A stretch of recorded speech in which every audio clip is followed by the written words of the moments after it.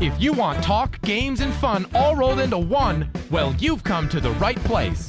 This is The Game Show, where host Bradley Clarke and his special guests talk about the world of television game and competition shows. But Bradley's guests aren't here to just talk. They came to play a game as well. What will today's topic be? What game does Bradley have planned? There's only one way to find out. It's time to start the show. You heard the man. Welcome to The Game Show. And here's your host, the Bradster himself, Bradley Clarke. I'm sure the remix of the Game Show theme song will be the next big hit at the clubs. Thank you so much, Austin Angelo, and welcome everybody to another exciting episode of The Game Show, the talk show all about the world of television game and competition shows. I'm Bradley Clarke, the Bradster, and for the first time in the history of The Game Show, my special guest is a game show author. That's right, this guy actually writes books about game shows, from ones about game show facts to a number on specific game show hosts. However, writing a Bill Cullen biography and writing about Tattletale's tidbits isn't the only thing he contributes to the game show industry. My guest has also worked on a number of 21st century game shows, including these. Do you have what it takes to beat the best? The trivia legend, Ken Jennings, the historian, Muffy Morocco, the chess wizard, Jonathan Corblaw. It's time for Mastermind. Here's your host, Brooke Burns. Hello and welcome to Masterminds, a game of trivia, smarts, and strategy. This summer, a legend returns and a legend arrives. Thursday, June 22nd, The Gong Show is back. Who's a cheeky monkey? Incredible acts. I love that. Celebrity judges. I hate it. I gave it a 1. And one huge gong. You put this together last night. Legendary host Tommy Maitland makes his American debut. We're just here for funsies. The Gong Show, premiering Thursday, June 22nd, part of ABC's Summer Fun and Games. Hello, I'm Ben Glebe, and your first Idiotest begins now. Who's eating a burger without a bun? Did you guess the woman on the right or the one on the left? Then you guessed completely wrong. All 3 burgers have buns, but the woman in the middle doesn't have a bun in her hair. Ha ha! See what we did there? Yeah, we got you. Idiotest starts now.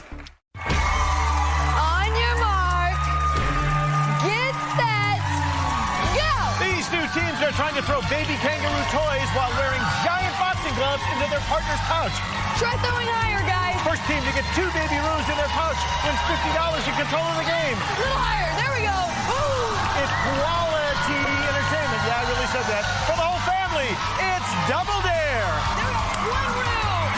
Red team, 1 room. Blue team has none yet. Sammy, just get a firm grip. Get high, guys. Grab it and throw up. Don't actually throw up. Oh, so close. Come on, Joey. No. Hey. Blue team has 1. The next one who gets it is our challenge winner. So close. Sammy, just one more. Congratulations, blue team. We got 2 rooms left. Come on over here. Hop on out of that little room. Come on out. Welcome to Double Dare. And now, here's Liza Koshy. How you doing? Thank you, and welcome to Double Dare, where players face tough trivia and an outrageous obstacle course to win cash and prizes. Now, I'm your host, Liza Koshy, and joining me is the founding father of Double Dare. He's never chopped down a cherry tree, though. But it's Mark Summers. Hey, nice to see you. Hello there. And aside from Masterminds, the ABC reboot of The Gong Show, Idiotest, and the Nickelodeon reboot of Double Dare, my guest has also worked on such shows as Mental Samurai, Hot Ones the Game Show, Nashville Squares, and Wheel of Fortune. If there is someone who can rival me when it comes to knowing a ton of things about game shows, it certainly is this guy. Joining me on the line is game show author, game show producer, game show researcher, and all-around game show enthusiast, Adam Nedeff. Adam, welcome to The Game Show.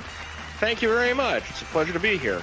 It is such a pleasure to have you on the program. And, it's always so much fun for me to have the chance to talk with someone who eats, sleeps, and breathes game shows, just like myself, because I don't have to worry about the other person not understanding an obscure game show reference I make, or another person questioning how I have so much time in my life to memorize the tiniest of game show details. I'm sure that's happened to you plenty of times.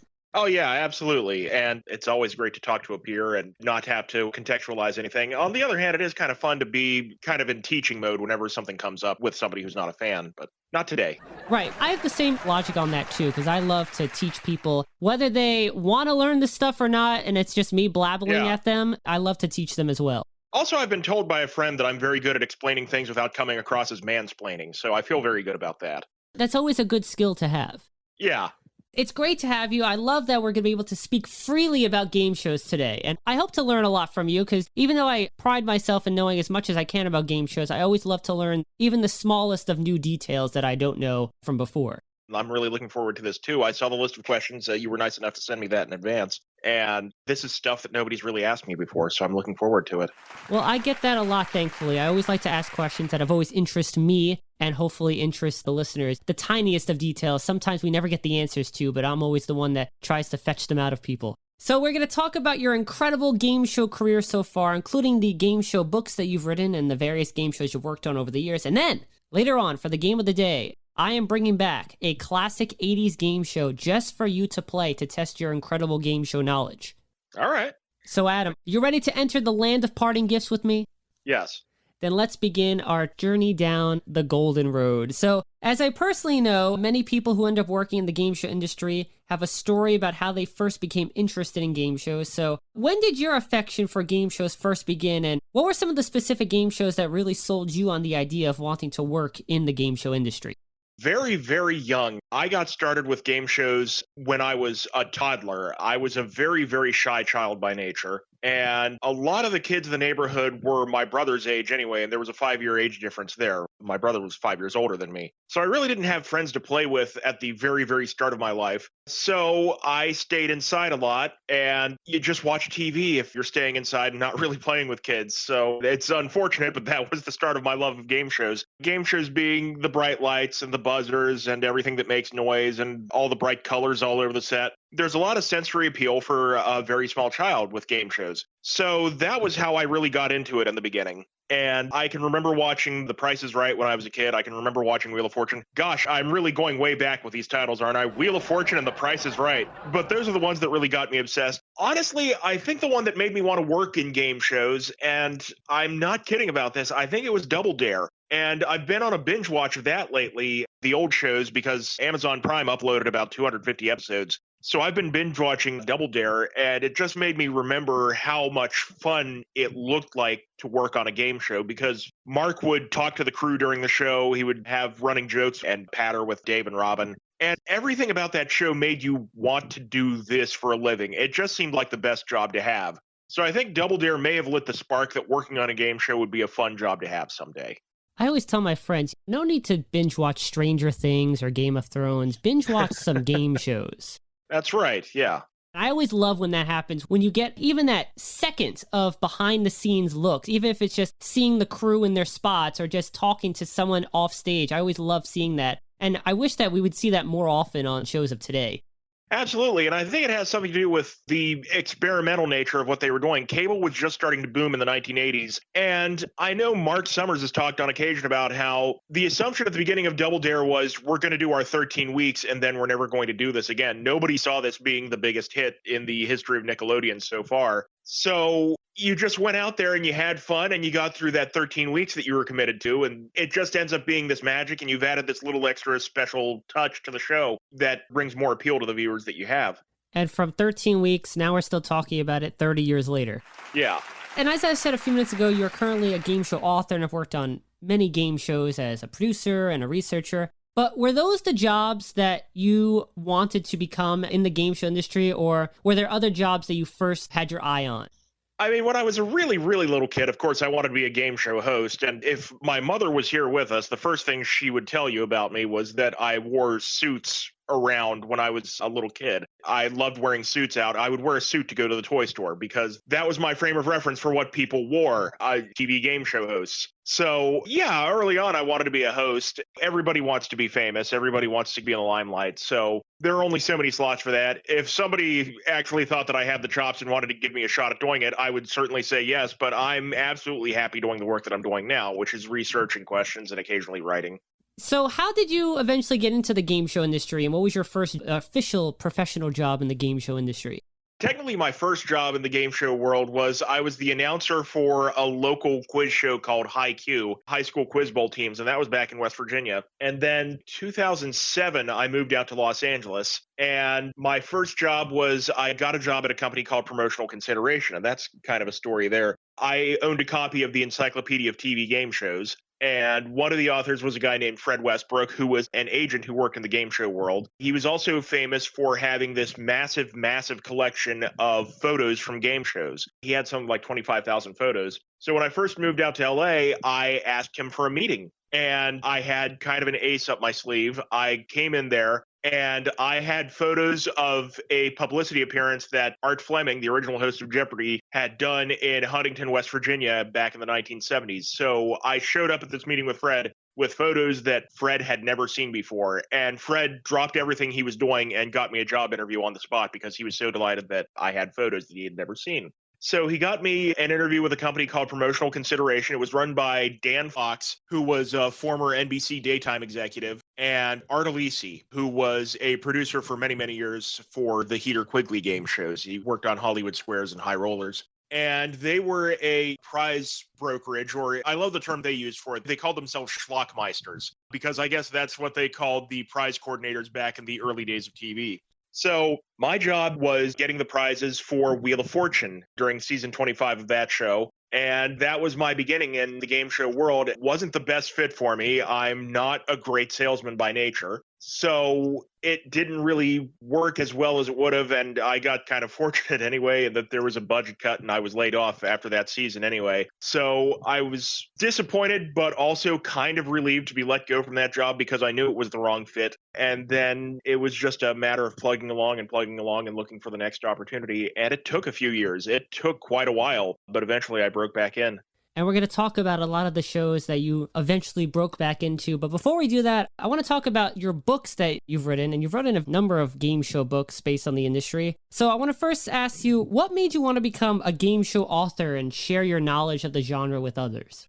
Well, that actually, funnily enough, ties into what I just told you about how I was let go from Wheel of Fortune, and then I really just could not find another job in the game show business. Game shows, and really all of television production and film production are like this. When a new movie or a new TV show goes in production, they don't take out classified ads or post anything on LinkedIn saying, we're hiring for this movie. Really, it's just a matter of they hire a few key people, and then it trickles down to, well, I've worked for this guy before, let's hire him. I've worked with this woman before, let's hire her. And staffing up the show is a matter of who has worked with who before. So it's a very insulated, very isolated way of staffing up. So if you're not in that world, it's very hard to get a job in that world. And I began writing the books as a way of getting my name out there, just hoping that eventually somebody would see this author who's been writing this book about game shows and clearly loves the stuff that he's talking about. And, well, maybe we can find an opening for him. And even then, it took a few years. It was about 3 years after my first book came out that I finally got my foot firmly in the door of the game show world. But that's pretty much what happened was my books started falling into the laps of people who were in a position to hire. And why don't you go ahead and describe some of the books that you've written for our listeners? Sure. This Day in Game Show History was the first one. It's 365 essays, each one related to a notable game show event that happened on each date of the calendar. That was a 4-volume set. It turned into a mammoth, and I wasn't expecting it to be a 4-volume set, but it kind of had to be because it was 2,000 pages after editing. And then a series of biographies, Quizmaster, The Life and Times and Fun and Games of Bill Cullen, The Matchless Gene Rayburn, OK, Dennis James' Lifetime of Firsts, It's More Than Password, The Life and Wife of Allen Ludden, And then another book, it's kind of the condensed form of this day in game show history, called Game Show's FAQ. And then on the way, in knock on wood, the next 2 years, a biography of Monty Hall, which is currently in the editing stages and it's in the publisher's hands, and a book about the history of the Gong Show, which I'm currently in the process of gathering photos for. How do you determine who you're going to write about? Is it just people that you've always found interest in? Yeah, absolutely. It's people that I've always been interested in, people who I think have interesting stories to tell. Bill Cullen was just a remarkable story. Here's a man who overcame a disability and became the most prolific star on television for a stretch of about 30 to 40 years. He was just on TV every single day, and quite often on more than one show in a stretch. And I just thought that was a story worth telling. Gene Rayburn, I thought, was an interesting story because he was so well known and so iconic for hosting Match Game. And yet Match Game sort of eclipsed the amazing and varied career that he had in radio and in theater and in other television prior to that. Dennis James was a pioneer broadcaster, not just the first game show host, but the first everything in television. There were so many radio people that didn't want to take a chance on this new medium. So Dennis, pretty much by process of elimination, got that opportunity to be the first in virtually every on-air job title. And I thought it was kind of fun that one guy had all those distinctions. And then there was Allen Ludden. And the reason I thought Allen Ludden was such an interesting story was Betty White became such a bigger star after his death. And yet, if you look at newspaper articles from the 60s and 70s, they're pretty much always mentioned in the same sentences together. Betty White and Allen Ludden and Betty White. They were just inseparable, both in real life and in the printed page. And I just thought it was interesting that as Betty's career has gone on into her 90s, the general public may have lost sight of the fact that she was married to this guy who was a big star in his own right during his lifetime.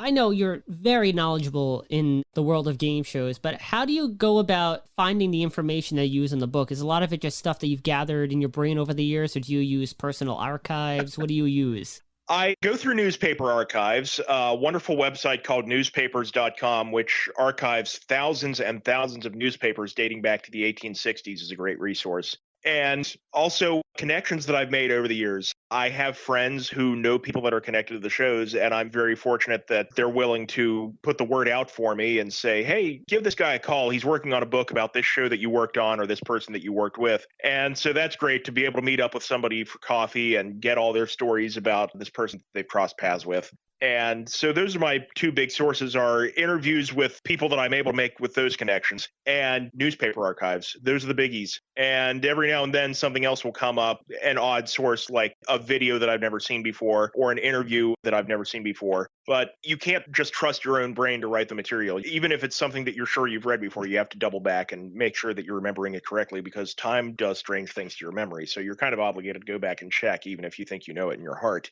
But yeah, the newspaper archives and just figuring out who you know and figuring out who they might know, I think those are the best steps for anybody who would want to write a nonfiction book. When you were writing books about Bill Cullen and Gene Rayburn, Allen Ludden, Dennis James, I know you know a lot about them prior, but were there stuff that you learned just from your research? And what was something that was fascinating that you learned that you hadn't known about these hosts before? Yeah, one of the things that really threw me off was learning that Allen Ludden had a role in launching Carl Reiner's career. Carl Reiner had taken up writing in the military, and the writing that he was doing fell in Allen Ludden's lap. And Allen was doing work with special services at the time, and Carl Reiner was supposed to ship out to Iwo Jima. And instead, Allen Ludden, in Carl Reiner's words, said, Allen traded me like a baseball player. He made some sort of arrangement and got me shipped somewhere else instead. And rather than going out into battle, I ended up writing shows for the troops. And that was the start of Carl Reiner's career. You think about the butterfly effect there. Launching Carl Reiner's career is what gives us the Dick Van Dyke Show, and which gives us the Mary Tyler Moore Show, and which gives us the 2,000-Year-Old Man, which gives us so much of Mel Brooks's career. Allen Ludden did this nice gesture for an aspiring comedy writer in the military during World War II. And we got all this great entertainment in film and television as a result of that. So I just think that's incredible that Allen Ludden left that kind of a footprint. Gene Rayburn's popularity in New York radio, I had heard an inkling that he had been a radio star prior to his TV career. I didn't realize the extreme to which he was a big star in radio. One of the very apt descriptions that somebody gave while I was working on the book was he was the Howard Stern of the 1940s. He was a big, big star. He pretty much owned the city of New York in the late 1940s with his morning radio show. And the stories about Bill Cullen and Bill's love of elaborate birthday surprises. Bill surprises Jack Nars on his birthday with a billboard in Jack's front yard saying happy birthday, Jack. Or taking his wife to dinner with friends, and then at the end of dinner, she gets luggage handed to her, and they are whisked off to Paris for a 2-week vacation. Little stories like that about how thoughtful he was and how much fun he had putting together surprises like that. That was a fun thing to learn about Bill. So those are my favorite stories that I didn't know before. Allen Ludden also basically started David Letterman's career as well. Brad fact. Yeah, it was late 1974. So Allen Ludden was traveling the country for some kind of publicity. I think it was for Password, but enough time passes that you forget what you wrote in your own book. And I don't have it handy here with me. But Allen Ludden was doing publicity across the country, and he ended up going to Indianapolis for a promotional thing. And he ended up doing a talk radio show while he was there. And David Letterman was the host of this talk radio show and introduced him by saying Allen was in town for the opening of the Allen Ludden Wax Museum here in Indianapolis. And that kind of caught Allen off guard, and he was really surprised by how funny Dave was and how smart he was and what an adept broadcaster he was. And when they were off the air, Dave kind of confessed to him, well, you know, I have been kicking around the idea of moving to Hollywood. And Allen Ludden gave him contact info and said, if you actually do make the move, come on out and give me a call when you're there. And Dave hung on to that contact info and called up Allen Ludden. And by golly, Allen Ludden remembered who this guy was and put out feelers and helped him get a few early gigs. Dave was very prominently featured on Liars Club for a while, and one of the interesting things I watched during book research was master tapes of Liars Club. And it's very, very interesting. You can tell that Allen is trying to make Dave the Richard Dawson of Liars Club, because he gives Dave more attention than he gives the other panelists, and he'll try to get Dave to engage in banter back and forth with the female contestants. And he'll say things to the women like, oh, you believe David's story. It's probably because of David's eyes, right? You could see that look in it. Kind of an odd thing. I guess Allen thought Dave was handsome, but Allen saw that quality in Dave, and you can kind of see what he's trying to do during Dave's appearances on Liars Club. From Hollywood, welcome to the Liars Club with 4 of our charter members: Larry Hovis, David Letterman, Betty White, and Dick Gautier. And now, let's meet the president of the Liars Club, Allen Ludden. How are you? Oh, I'm glad you're with us. Oh. This is going to be, I promise you, this is the beginning of 5 glorious days because we have a very distinguished team over here. Sure, just because your wife's here, you always say that. We got it. Well, you know, she always brightens it up a little bit. I got to tell you, but the big thing is that we have David Letterman back with us. Yes, thanks, Alan. In his pajama pants. No. See, yeah, what are those? Well, I just walked away from the state hospital up in Camarillo earlier. You wear those on the street? No, just on the set. What do you call those? I call them pants, Alan. You do? Pretty much pants. They're drawstring? They're drawstring pants. I see, that's very Hollywood. You didn't wear anything like that in Indianapolis? No, you couldn't. That's the kind of thing that gets you arrested in Indianapolis. I see. Have you changed since you've been out here? Changed what, pants? No, have you changed approach to life? No, I don't know. You're still just the same guy. Kind of guy, yeah. Still Midwestern guy. Living in that old double-wide mobile home out in the valley. I see. And then David Letterman appeared on episodes of Password Plus, and Allen Ludden basically told the audience that he takes credit for discovering David Letterman. Yeah.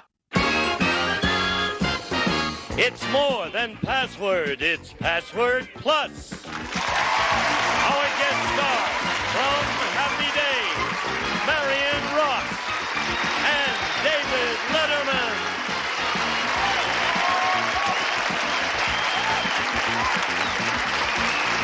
And here's the star of Password Plus, Allen Ludden.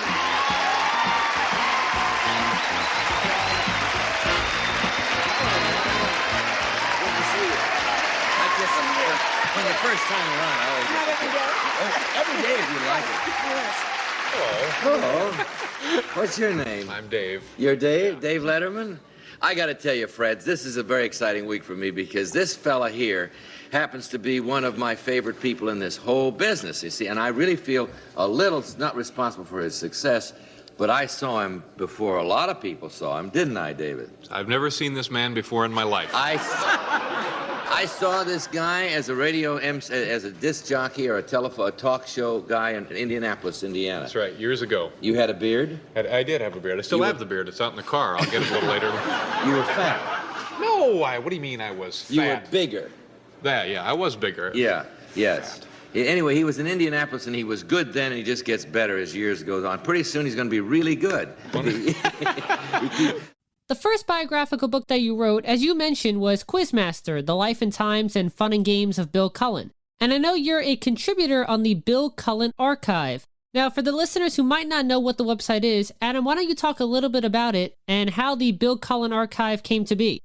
BillCullen.net was a website that my friend Matt Ottinger started up in the late 90s. And it was his collection of material related to Bill, not just memorabilia, but photos, links to video, some biographical data. And it was just the best celebrity tribute website anywhere on the internet. And as years have gone along, and as I've written my book, I've collected more information and more material that Matt didn't have before. So we kind of combined our resources, and in 2018, we combined resources and we launched a new version of Matt's website called the Bill Cullen Archive. And since then, we've gotten in touch with Bill's family. They actually reached out to us, and it's been great striking up a friendship with Bill's nephew, David Nars. And they're going through their garages and their attics and looking for stuff that we might be interested in. So we've acquired even more video and even more photos. The most amazing thing has been Bill was a photographer as a hobby, and Bill just obsessively took photos every time that he and Ann went on vacation. So we have just thousands and thousands of photos that he took of his wife, of the sights they were seeing, of himself. It's just been amazing going through all those photos and sorting through them and seeing what the world looked like through Bill's eyes and seeing what an interesting life they lived. It was never a dull moment. And of course, Bill holds the record for hosting the most game shows at 23. Brad fact, do you have a personal favorite Bill Cullen game show? Personal favorite, I would say that changes from time to time. Definitely the show that I remember seeing when I was a kid was Hot Potato. And I can remember as a kid just thinking, I love this nice old man hosting this show. There was just something about him that I liked as a little kid. This is one of our teams. They're three of a kind. I'm Donna Holton. I'm Barbara Masson.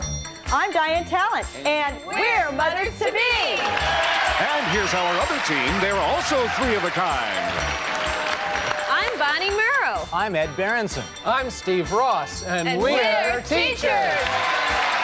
And they're here to play Hot Potato. And here to toss the hot potato, our host, Bill Cullen. Thank you. Thank you all. Thank you and welcome to Hot Potato. These two teams are going to play a series of rounds. Each round consists of a question that has a number of answers to it. Now, what is different about our game is this. A team can win a round if all three members of the opposing team are knocked out of the game by a wrong guess or by coming up with the seventh correct answer to that question. 2 out of 3 rounds, folks, wins the game and a chance to get up there and win even more money in our big bonus game. Now, let's learn some more about our teams or victims, depending on who wins or loses. And now, as an adult, I especially have a fondness for Blockbusters. I could watch his year and a half of that show over and over and over again. This is the battlefield for our game of speed and strategy. These are the letters which lead to victory on Blockbusters. And here's the star of Blockbusters, Bill Cullen.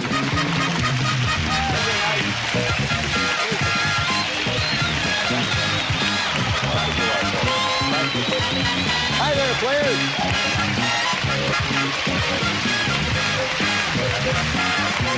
What a nice bunch. Thank you. Thank you all very much, and welcome to Blockbusters. We are very happy to have all of you with us. Blockbusters is a brand new Goodson Todman game show that I think you'll enjoy. Now, on Blockbusters, a solo player competes against a family pair, and that's to see if two heads are really better than one. Just charming, witty. It's a great game, but Bill adds so much to it. And just the fact that there has to be a winner is exciting for kind of the opposite reason that I found Tic-Tac-Toe an exciting show. On Tic-Tac-Toe, you can have ties over and over again and watch that money build up. But there's a certain excitement in seeing a game where that board is set up in a way that somebody has to win and waiting to see who finally makes it and finishes that goal. That can lead to some nail-biting games. Moving on to your This Day in Game Show history books, there are obviously tons of This Day in History books that have been written, but nobody before you had ever written a whole book about historic game show events that took place on each day of the year. So is that why you wanted to write This Day in Game Show history books? Because historical events relating to the game show genre had never been documented in this form before?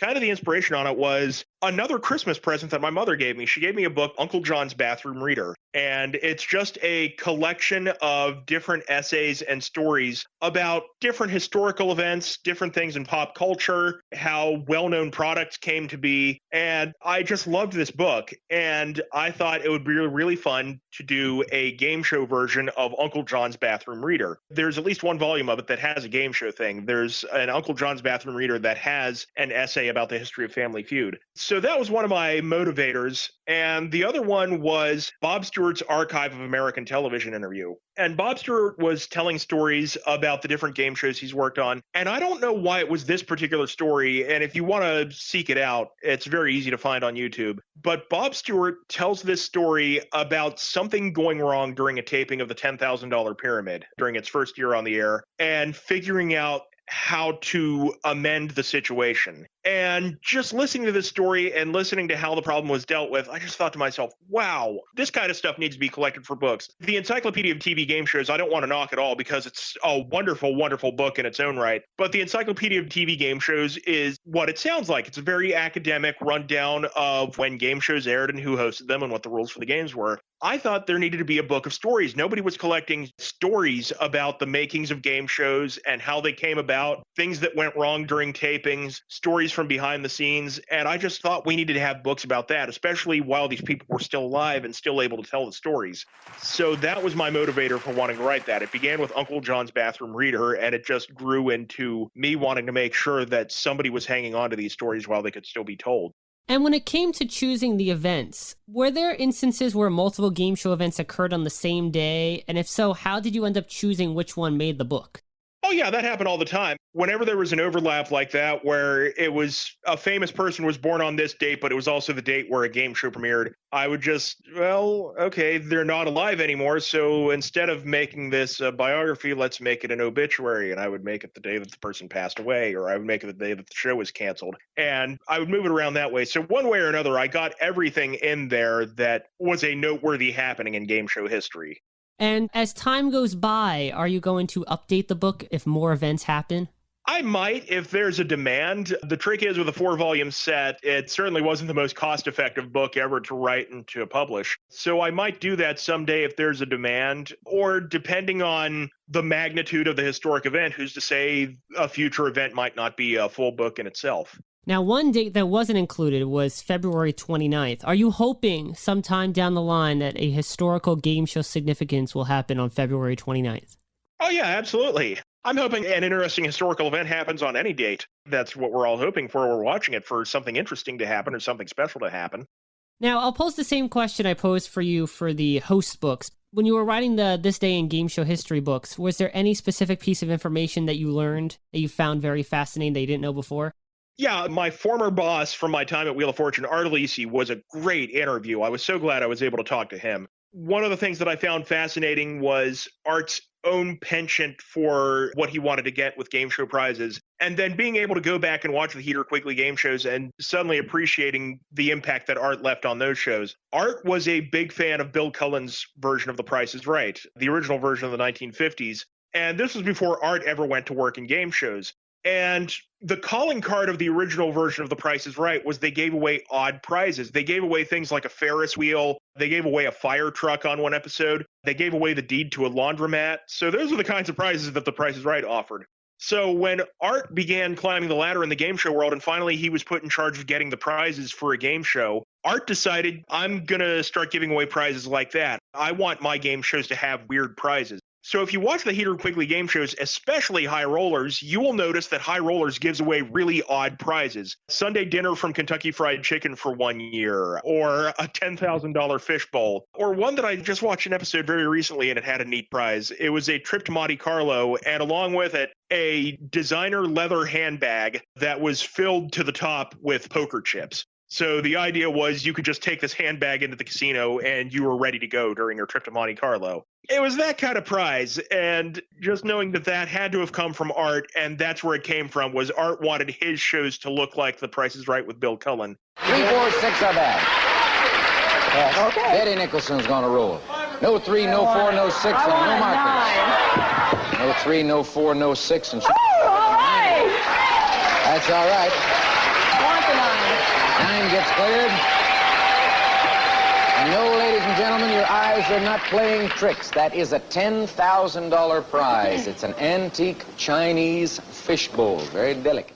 That was a lot of fun to learn. Art also had a great story about how they dealt with a surplus of great prizes when he was working on Hollywood Squares. NBC had a department that was in charge of getting the prizes for game shows. And the odd thing about it was, it wasn't like they were just in charge of Hollywood Squares and they weren't just in charge of Wheel of Fortune. NBC was just in charge of getting prizes for game shows. And they had the paperwork signed saying that, you know, we're able to give this prize away. So if you had a game show on NBC in the 1970s, oddly enough, you could go to this prize department and say, hey, we need a cruise to the Mediterranean and we need a living room set. And they would just go through their files and say, here's a living room set from this manufacturer, and here's the deal we have with the cruise line. So here's your Mediterranean cruise. And that was how you got your prizes for NBC game shows.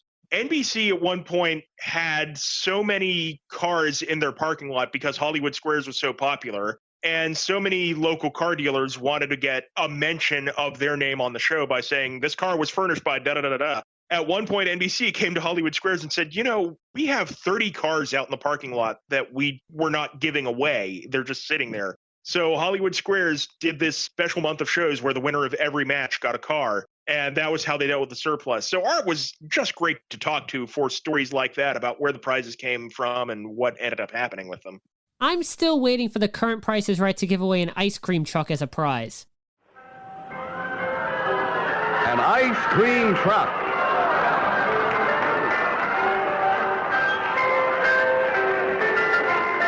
The fabulous Jolly Roger Mobile Soft Ice Cream Unit with its own amplified music box, colorful red candy stripe exterior, and large picture windows. Now, let's take a look inside this soft ice cream store on wheels, which is equipped to serve sundaes, banana splits, and milkshakes at a moment's notice. It has all stainless steel interior with storage cabinets, an 8-container stainless steel fountainette, a refrigerated storage unit, a double sink, a milkshake machine, cup dispensers, a mixed bucket, and a self-contained freezer producing 20 gallons of soft ice cream per hour. In addition, it's equipped with fluorescent lighting inside and out, a heavy-duty air conditioner, a 40-gallon water tank and waste tank. Now, is your ultimate goal for writing these game show books to spark the interest of an everyday person and show them that there is so much history to learn about the game show genre? Again, my ultimate goal was to get a job, so sparking the interest and getting people wanting to work in the game show world is just a wonderful bonus if that's happening, and if it is, that's all the more reason to keep doing them. But yeah, I pretty much already got my ultimate goal out of doing these, and everything from this point forward is just gravy. And besides the biography about Monty Hall and the retrospective on the Gong Show that you mentioned, are there any other hosts or specific game shows that you hope to write about in the near future? I've had it suggested to me, and I'm phrasing it carefully because I don't want this to be mistaken for the announcement that I am definitely going to do these. I've had it suggested that I do a book about the history of Family Feud, and a publisher and I have definitely talked about that. I would love to write a book about Dick Clarke because I think that's a great story. The only issue is writing about Dick Clarke I think requires, in all fairness, a pretty thorough knowledge of the history of rock. And that's enough of a blind spot for me that I'm worried about the amount of digging that I would have to do to present this correctly and present it accurately and in a way that makes me sound like not an idiot to somebody who knows the material better than I do. So I would love to write a book about Dick Clark. It's a matter of seeing if I can gather the confidence to actually move forward with it. So let's begin talking about the actual game shows that you've worked on, beginning with the one that you mentioned was your first intro into the professional game show world, and that is, of course, America's Game, Wheel of Fortune. Now, as you said, you were a prize coordinator during season 25 from 2007 to 2008. For those of the listeners who might not know exactly what a prize coordinator does and what their daily duties are in the game show world, why don't you describe what they do? You know, in the simplest way possible, the best way to say it is I was a telemarketer, but I worked for a game show. I would cold call hotels and cold call airlines and try to arrange for free hotel stays and free airline tickets and put together vacation packages for Wheel of Fortune from those. So I did that for one season. And like I said, I'm not the most natural salesman in the world, but I did manage to get a couple of things put on the show as prizes. And during season 25, which was the season that you worked on, Wheel of Fortune still gave out the prize puzzle prize to a viewer at home with the spin ID number they called on the show. I was curious if you knew whether many of the prize puzzle prizes were actually claimed by the home viewers. No, and actually that's what made the prize puzzle such a fantastic sales pitch. That was one of the things that really did help. When you made the arrangements for the prize puzzle, one of the things that you pitched the hotel on was you were asking them for 2 vacations, basically. And it was always for the prize puzzle. And so you were arranging for the vacation for the contestant and the vacation for the home viewer. At the time that I worked there, the stat that we always gave in our pitch was 82% of the prize puzzles weren't claimed. People, check your emails. Wheel of Fortune really is trying to give this stuff away. And if you're not checking your email, it ain't their fault. But 82% of the prize puzzle prizes went unclaimed by the home viewers. And the unclaimed trips appeared later in the season as what were called the goodie prizes. That was a term that Merv Griffin came up with for the prizes that are on the wheel as a wedge. So that's what the goodie prize was on Wheel of Fortune was. It was the unclaimed prize puzzle for the home viewer. And that was one of the things that we always said to entice the folks at these hotels to give us a free stay was you're almost certainly going to be on this show more than once because people do not claim these prizes when we email them. Come on, people, don't you want to go to the Caribbean? Check your email. I'll go ahead and tell you this story. This happened before I worked there. This was a part of lore from the other prize coordinators that I worked with. But part of your job as a prize coordinator was you actually write the prize copy that at the time was Charlie O'Donnell. You wrote that prize copy for the trip. And one of the prize coordinators who had been there years earlier was writing the prize copy for someplace in the Caribbean. And he wrote this copy that said, "You'll steal the beach during your 6-night, 7-day stay in da-da-da-da hotel in the Caribbean." And right as they're about to start taping, somebody in the studio calls the prize coordinator's office and says, "Hey, we were wondering, what does that mean, steal the beach?" And this prize coordinator says, "Oh, it's just surfer slang." And "Oh, great, it's just surfer slang. It'll make us sound hip." Well, Wheel of Fortune got phone calls after that show airs because steal the beach refers to when sand gets up your shorts and stuck inside you. So that was the enticing bit of copy that he had written for this prize. Let's move on to the ABC reboot of The Gong Show, which aired for 2 seasons from 2017 to 2018. And you were an archivist and researcher on the show. As a game show superfan, how happy were you to see that The Gong Show is getting rebooted? I was surprised, and I certainly didn't know it was being rebooted until the press release went out. That really kind of took me aback, and I wasn't expecting that show to go back into production. But they went for it. God bless them. And what did your job as an archivist and researcher for The Gong Show entail? That was a really specific, ambitious thing that they were planning on doing. And this was long before there was an inkling of doing a revival of The Gong Show. So Game Show Network was throwing out tapes of the Gong Shows, and I need to explain very quickly here. I don't mean they were throwing out master tapes. When Game Show Network put a show on their schedule, they would make dubs of the master tapes. So the stuff that Game Show Network was using was not the master tapes. They were copies of the master tapes to be used for Game Show Network's purposes. Game Show Network had all of these tapes lying around of the Gong Show that they were now never going to be using again, so they were throwing out their tapes of the Gong Show. Through ways that I won't go into detail with here, I ended up getting my hands on them. So I had masters of about 400 episodes of The Gong Show sitting in my apartment. And I had made dubs on them, and I just started taking notes while I was watching it. And again, not even knowing that there was even a Gong Show revival on the horizon. This was just something I was doing as a hobby on my own time. And then the announcement came out that ABC and Sony were doing a new version of The Gong Show, and somehow somebody at this new version of The Gong Show got my contact info and found out what I had. And they reached out to me, and they had done a discussion about doing one episode of The Gong Show that was going to be alumni night. And the idea was they would do an entire show where they would bring back all contestants from the 1970s version, or making an alumni segment a regular feature of the show where one contestant on every episode would be a contestant from the original show. And the only issue was they didn't know how to get in touch with these people. So what I did as a researcher / archivist for The Gong Show was I went back and rewatched all 400 episodes of The Gong Show that I had in my apartment. And I would make a note of the name of the act, and then I would just do my best possible detective work and try to hunt down the contact info for those contestants.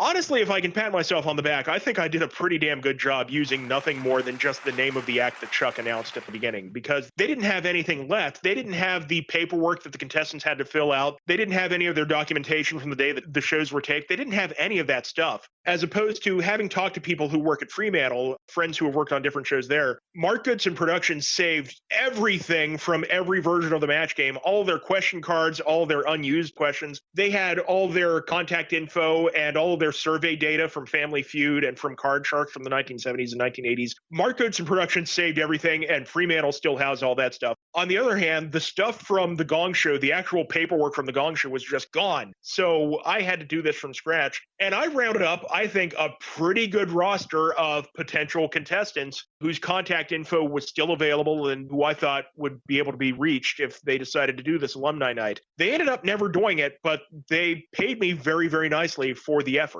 I eventually had a chance to talk to one of the contestants, because the wonderful thing about it was a few years later, I ended up working on this book about the history of The Gong Show, and I suddenly realized, well, here's this project that I worked on a few years ago where I gathered contact info for all these Gong Show contestants. I'm going to make use of it for myself, so I reached out for my own effort for all these contestants that I had the contact info from, and I had a great conversation with all of them. And one of them at one point said, you know, how did this come about? And I told him the same story that I just told you. And he's quiet for a second. He says, did you file income tax that year? And I said, well, of course. And he says, so on that line where you have to tell the IRS what your job is, you told the IRS that your job was watching The Gong Show. And I said, yeah. And he just laughed at me and said, how do you sleep at night? Now, on both Wheel of Fortune and The Gong Show, you were uncredited for your job on the show. And I was wondering why you went uncredited. It's not that it really matters. In both cases, I would say it's because I didn't really work for those shows. For Wheel of Fortune, Promotional Consideration is an independent agency. They've done work for Game Show Network shows. They've done work for The Price is Right and Let's Make a Deal and other game shows. So I didn't really work directly for Wheel of Fortune. So I can say that I was a prize coordinator for Wheel of Fortune, but I can't say I was an employee of the show. That's not exactly right. And The Gong Show was the same thing. It was freelance work. They said, hey, we might have use for this and we'll pay you if you can do this. But I can't really say that I worked on The Gong Show. But by all means, I will put that on my IMDb because it looks good on an IMDb. And it is technically true that I did work for this show for this first season. So now The Gong Show only lasted for 2 seasons, which is actually the least successful run for any of the game show reboots on ABC so far. Now, in today's age of television talent shows and over-the-top performances appearing on television, why do you think The Gong Show didn't catch on with viewers compared to some of the other ABC reboots? There's one problem with The Gong Show that you cannot blame anybody in that production for. This is not anything that anybody involved in the new version of The Gong Show could have helped. It's Chuck Barris. And you go back and you rewatch the 1970s version, and so much of what people loved about that show and so much of what got them engaged and so much of what they loved about it was the touch that he was adding to it. And no matter how perfect you get every other part of that show, if Chuck isn't there, it doesn't feel like The Gong Show. And in fact, you can even say that about that version of The Gong Show, because there was a period where Gary Owens was doing the nighttime version and Chuck was doing the daytime version. If you watch the nighttime version with Gary Owens, it doesn't feel right. And that was a version that was in production at the same time. And The Gong Show was Chuck Barris. So if he's not there, and certainly now he's never going to be there, it just doesn't feel right. The other issue with it is, and this is sort of a consequence of any successful thing, is your success in television creates a world where you're no longer needed. Knickknacks on YouTube is a wonderful series that's devoted to doing a deep dive on every show that's ever aired on Nickelodeon. And they make a great point in the Knickknacks episode about the history of Double Dare. Double Dare was finally canceled by Nickelodeon after 8 years in 1994 because Double Dare had been so successful that it got Nickelodeon to a point that Nickelodeon was no longer dependent on Double Dare. And as odd as it sounds, that's what happens when your show is successful, is it creates offshoots, it creates opportunities to build other things, it creates opportunities to expand a brand. And that's what happened with The Gong Show. The Gong Show begat American Idol and America's Got Talent and all these other amateur talent shows. The Gong Show in 2017 was existing in a world where The Gong Show was no longer needed. So I think that may have been part of the issue. And just for the record, Double Dare, you are always needed in my life. I would agree with that, too. Moving on, let's talk about two shows based on the classic game show Hollywood Squares that you were a researcher on, VH1's Hip Hop Squares and CMT's Nashville Squares. Now, since the questions on both shows are specific to a community of people, was it more difficult to research for because you had to stay in a narrow lane of information?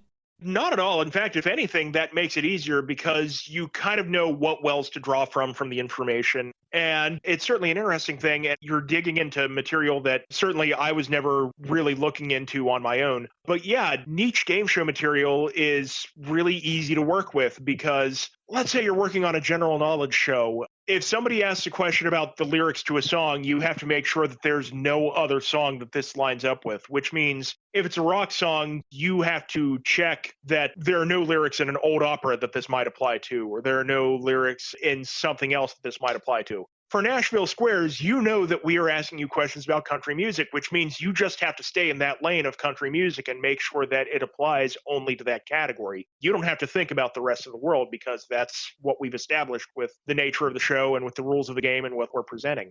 I always say the most niche topic about a game show that has never been done, that should be done, is a game show about game show trivia.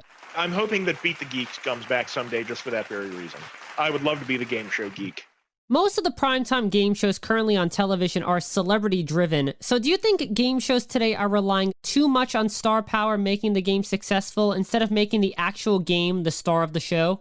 I don't really think so. These are once-a-week game shows, and especially in the case of ABC game shows, they're only around for the summer. They're only going to be doing 13 weeks of episodes. So you do want to attract eyeballs to that screen, and you do want to attract stars, but just from the nature of that limitation, you're not going to get as many polished stars as you're hoping for. With Pyramid of the 1980s, they had a daily version Monday through Friday on CBS and a nighttime version concurrently Monday through Friday with $100,000 Pyramid. And it was very easy with a game show that was churning out that many episodes per year to build up a roster of stars who were familiar with the game and comfortable with it and who could play it well. And on the other hand, if you're only doing 13 of these a year and that's it, why not just find people who are competent at the game, who can attract some eyeballs just with their star power? I can tell you, I know this much without naming names. They do screen these celebrities just to see if they're good at playing the game. And there are people who have been uninvited from the $100,000 Pyramid. So they are looking for some level of decent skill of the game, but it wouldn't really make sense to go for people who are as great at the game as the 1980s with people like Henry Pollock II and Shelley Smith, who could play the game really well because the game was just constantly in production and cranking out hundreds of episodes per year. And adding on to that, because there's more commercial time that needs to be put into effect, relating to Hip Hop Squares and Nashville Squares, a lot of the times there'll be bits of the segment that involve the celebrities either chatting or these little mini stunts that they do. Do you think game shows today need to do a better job in time management, like letting the game be the main central focus of an episode instead of other things? Not exactly, because it's not immediately apparent from watching the shows the way that most game shows tape. But virtually every game show that I've worked on in the past 4 years works this way. It's kind of the Groucho Marx You Bet Your Life model of doing game show production. In the late 40s, early 50s, since so much stuff was live, you had to bring the show in 30 minutes. Groucho Marx did not want to be held to that. Groucho Marx just wanted to run with it and do whatever came off the top of his head, and they would just deal with it later in editing. That's the way pretty much all game shows work with now. They're not really watching the clock. They just go as long as it takes to do all the stuff they want to do. And then in post-production, it is edited down to the best 30 minutes or the best 60 minutes of the episode that they've just taped. So there's really no need to watch a clock or manage time. What you're seeing is what has been determined to be the best 30 minutes or the best 60 minutes of what was taped that day, and the most relevant part of the gameplay. All of the stuff that actually is necessary to the outcome of the game, combined with the funniest things that were said during the game and the best parts of the contestant interviews. The first show that I worked on that I would really call my big break show was Idiotest, and that was the first thing that really caught my eye. Was having watched the show, I was a little surprised at how long the contestant interviews went. Ben Glebe would talk to the contestant interviews, and I finally realized what they were doing was, when the show airs, what you're seeing is the most engaging and best exchanges from the contestant interviews. And a lot of that patter is what they're doing is the game itself, and only the game would not fill that whole 30 minutes, and then the rest of the half hour is filled by the best parts of that patter. And since you mentioned Idiotest, let's go ahead and talk about Idiotest and Emogenius, which are two GSN game shows that you were a graphics producer on. So being a graphics producer, does that mean you were in charge of the actual look of the puzzles on Idiotest? In charge of is not the right way to put it. In charge of would mean that you have the final say, you dictate the look of the show, and that's certainly not true. One of the tricky things about being graphics producer is, in a lot of ways, it's really not a creative job. You're doing it based on what the producers want to see and what the person who wrote the puzzle wants to see. And it's just a matter of putting it together in a way that fits that vision for the show. It's making the puzzle cohesive, making all the different little elements work out. So, yeah, my job was to Photoshop the artwork together, putting together stock photos and putting together graphics and making all those images that we used for Idiotest. But I wasn't in charge of it. I didn't have the final say over anything. And how were the Idiotest puzzles created? Were these mind-tricking questions thought of first, and then the graphics department made the design? Or, as you said, you had so many stock photos to go through. Did you see what you had, and then based on that, puzzles were created? We had a staff of writers who would come up with the ideas, and they're hired to write. They're not hired for their graphic skills, which was completely fine. So when they had an idea for a puzzle, they would just go looking for photos, and they would do a very quick slap together version of the broad sense of what they wanted the puzzle to look like in Microsoft Paint. And they would show that to the producers and to the researchers, who would look for issues with it or look for things that might come up that might need to be dealt with. And once the producers and the researchers had signed off on it, then it went into the graphics producers' hands. And our job was to take stock photos, because we had accounts with companies that provided stock photos, taking stock photos and putting them together to make what looked like single cohesive photographs that contained the puzzle. Were there different versions of the puzzle created before it finally went on air? Oh, yeah, all the time, because something about it wouldn't work, like the coloring of something wouldn't look right, or you'd get a note that say, I don't think these two people should be standing side by side. I think the puzzle works better if they're standing across the room for each other, or I think there needs to be a billboard on this street. So you would go back and forth sometimes 6 or 7 times looking for something that worked. And sometimes after the graphics producers finished it, we would send it off to the researchers again for a second look, and the researchers would have to approve the finished puzzle, and the researchers would sometimes catch a problem. We can't have the word tips in the question if this plate here is in the restaurant because it's a plate of beef tips, so we need to get rid of it. We need to make it a plate of ham or something like that. And so you would have to go back and change the graphic based on that. So sometimes the puzzles would get ping-ponged back and forth until you finally came up with something that worked and it looked nice and everyone on the network was happy with it, and the producers were happy with it, and the researchers were happy with it. It could get a little hairy, but we figured it out and we managed to make everything work as we needed it to. It was some really great trickery and some great wordplay and a lot of things that would make you slap yourself on the forehead and say, oh yeah, that. And that's the best reaction to get from a game show. So for Emogenius, I know that since the phone emoji symbols are copyrighted, the show had to come up with their own emoji symbols. So was designing each individual emoji a difficult process for the design team, especially since a lot of them were needed, particularly for round 3 and the bonus round?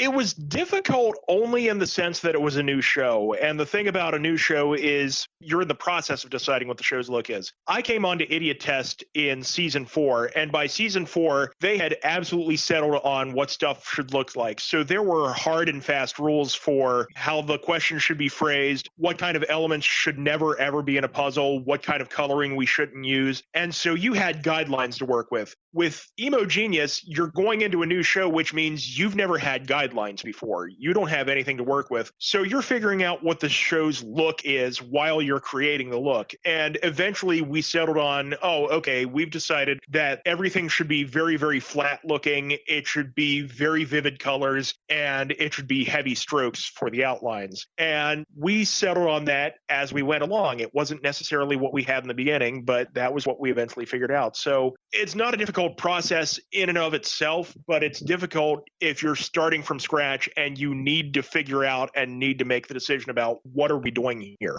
I'll ask the same kind of question I asked for Idiotest. Were a lot of the emojis created first and then came the puzzle aspect, or were the puzzles and questions thought of and then they went to the graphics department and say, we need an emoji that looks like this?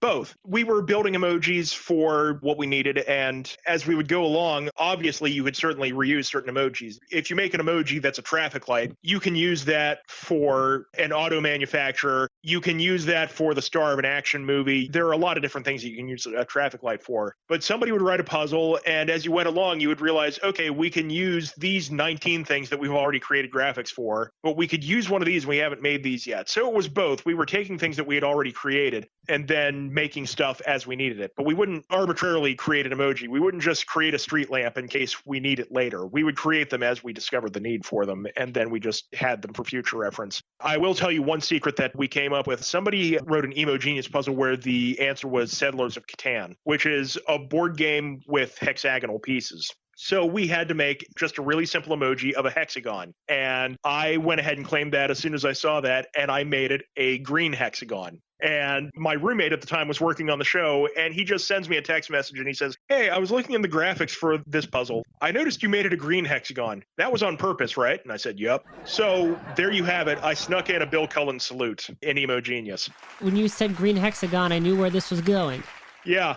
If you were a contestant on Idiotest, would you not be an idiot? And if you were a contestant on Emogenius, would you be a genius?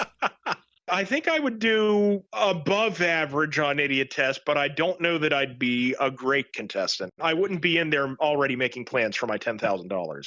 Emogenius was more my speed. I would have loved to have been a contestant on that because I love Pyramid and I'm good at that game. And in essence, that's what the later rounds of the game were. We were doing Pyramid with emojis, and that would have been a lot of fun to do that. I would have gotten a kick out of that, and I think I would have done darn good at that. So yes, I would have been an Emogenius. I don't know that I would have been not an idiot. It would have been at the very least an average test if I had been on that show. So next up is another game show with genius in its name, and a game show that definitely featured no idiots, and that was NBC's Genius Junior, the 2018 game show that featured some of the youngest minds in America competing to answer some of the toughest game show questions ever created. You were an associate producer on the series, which is different from the researcher role that you had for many of your other game shows that you worked on. What were your roles as an associate producer on Genius Junior? Associate producer is a very fluid job title because it can mean a different thing on every show where that's a job title. On Genius Junior, very simply, all it meant was question writer. I was part of the team that came up with the actual game content. And that was some tricky game content. Did that require a lot more digging and diving in terms of trivia aspect because of how challenging these questions were? It did take a little digging. Human GPS was a tricky one to work with because the easiest thing in the world for tough material is to just find some random small town in a tiny European country and make them work with that. But that's not fun. It's not engaging. So it's more of a challenge to come up with difficult material that is relatable. So coming up with a street map grid of San Francisco, or coming up with the layout of a 747, or coming up with a map of constellations. That's one of the really difficult things about doing question writing, especially difficult question writing, is you don't just want to throw out heavy thermodynamics as a category material and say, hey, this is hard. It's got to be hard, but also something that the viewers can connect to and something that the viewers can wrap their heads around. And some of the players can wrap their heads around too, so that it's not arbitrary. There's a very, very fine line between difficult and arbitrary, and you don't want to cross that line. My favorite was where you made the contestants study the entire layout of the Titanic. This is human GPS. These questions will challenge their ability to recall specific visual information based on some antique blueprints. Tonight's task involves an infamous ocean liner that inspired an award-winning movie and an equally infamous award-winning song by Celine Dion. Of course, I am talking about the RMS Titanic. We want to see how well they know the majestic ship that was once considered unsinkable. When it was launched on April 10th, 1912, it was the largest man-made moving object on Earth. It boasted 10 decks, about 1,000 rooms, and our geniuses have been given the blueprints of the Titanic, detailing the layout of its 46,328 tons and 3 million rivets. But that's just the tip of the iceberg.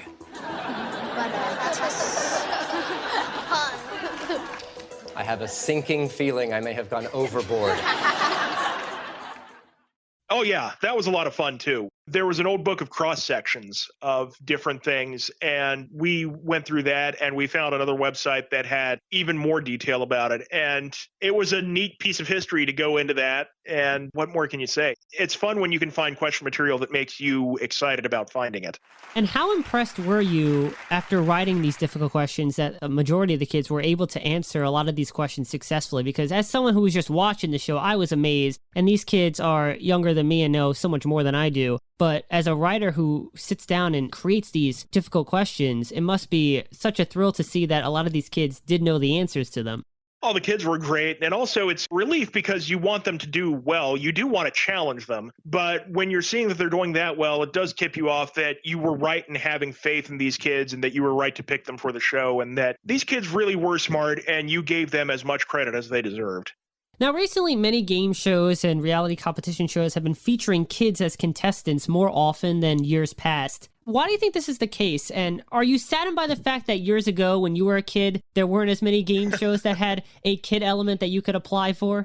It's funny that you say that because actually when I was a kid, I would call my childhood the golden age of game shows for kids because we look at the early 90s overall as kind of a dry spell for game shows. But no, if you were a kid in the early 90s, they were all over the place. You still had Double Dare on the air. You had Where in the World is Carmen Sandiego. You had Nickelodeon Guts. You had Get the Picture, Legends of the Hidden Temple. So game shows for kids were all over the place. The problem was I wasn't all over the place. I wasn't anywhere near New York or Los Angeles or Orlando. So what was I going to do? So that was the only thing that bummed me out when I was a kid. There were plenty of opportunities for game shows when I was a kid, just not opportunities to travel there. As far as why game shows with kids are a consistently popular element, I think that just goes back to what we were just talking about with Genius Junior. It's a great feel-good thing to see smart kids do well. It makes you feel good about the future of the world. It makes you feel good to know that these kids really do care about their education. It makes you smile when kids perform well, and people watch TV that makes them feel good.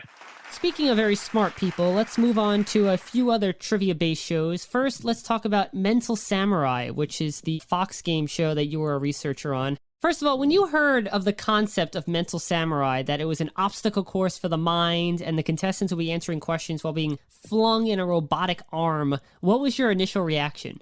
I wanted to be in it. I wanted to see what that was like. I never got the chance to sit inside Ava, but hopefully there's going to be a chance for me to do that sometime in the future. Now, I personally thought that the questions on Mental Samurai were very good because they weren't the conventional trivia questions, but rather mind challenges and mind puzzles, which you really don't see a lot of on game shows nowadays. So for you, what is the main difference between researching Mental Samurai material when comparing it to, say, a standard trivia-based game? It's kind of a different skill set. Like, for example, if you're researching a question, let's say somebody's written a question like, in what South American mountain range will you find wild alpacas? And you do your research, and what you find in your research is, well, actually, there's no such thing as wild alpacas. They've been selectively bred. They live on farms. And if you're in the Andes, what you're actually seeing are animals called vicuñas. That's the skill that you're using when you're a researcher, and that's the information you're looking for. With word puzzles, you're doing different things. As an example, we had a question on the show for one of the visual puzzles, identify the phrase represented by this image. And it was a picture of a rat lifting weights. And the correct answer we were going for was gym rat. And what you're doing as a researcher in that case is you're sitting there and you're trying to come up with every possible phrase you can think of that might involve rat, that might involve a rodent, that might involve a mouse, and looking for every argument to be made. So you're doing research, you're looking for phrases that include those words and just trying to figure out, okay, is there anything here that we're not seeing? Is there anything here that we haven't thought about yet? So it's very, very tricky sometimes working with a picture puzzle and trying to think of every possible thing that this could be.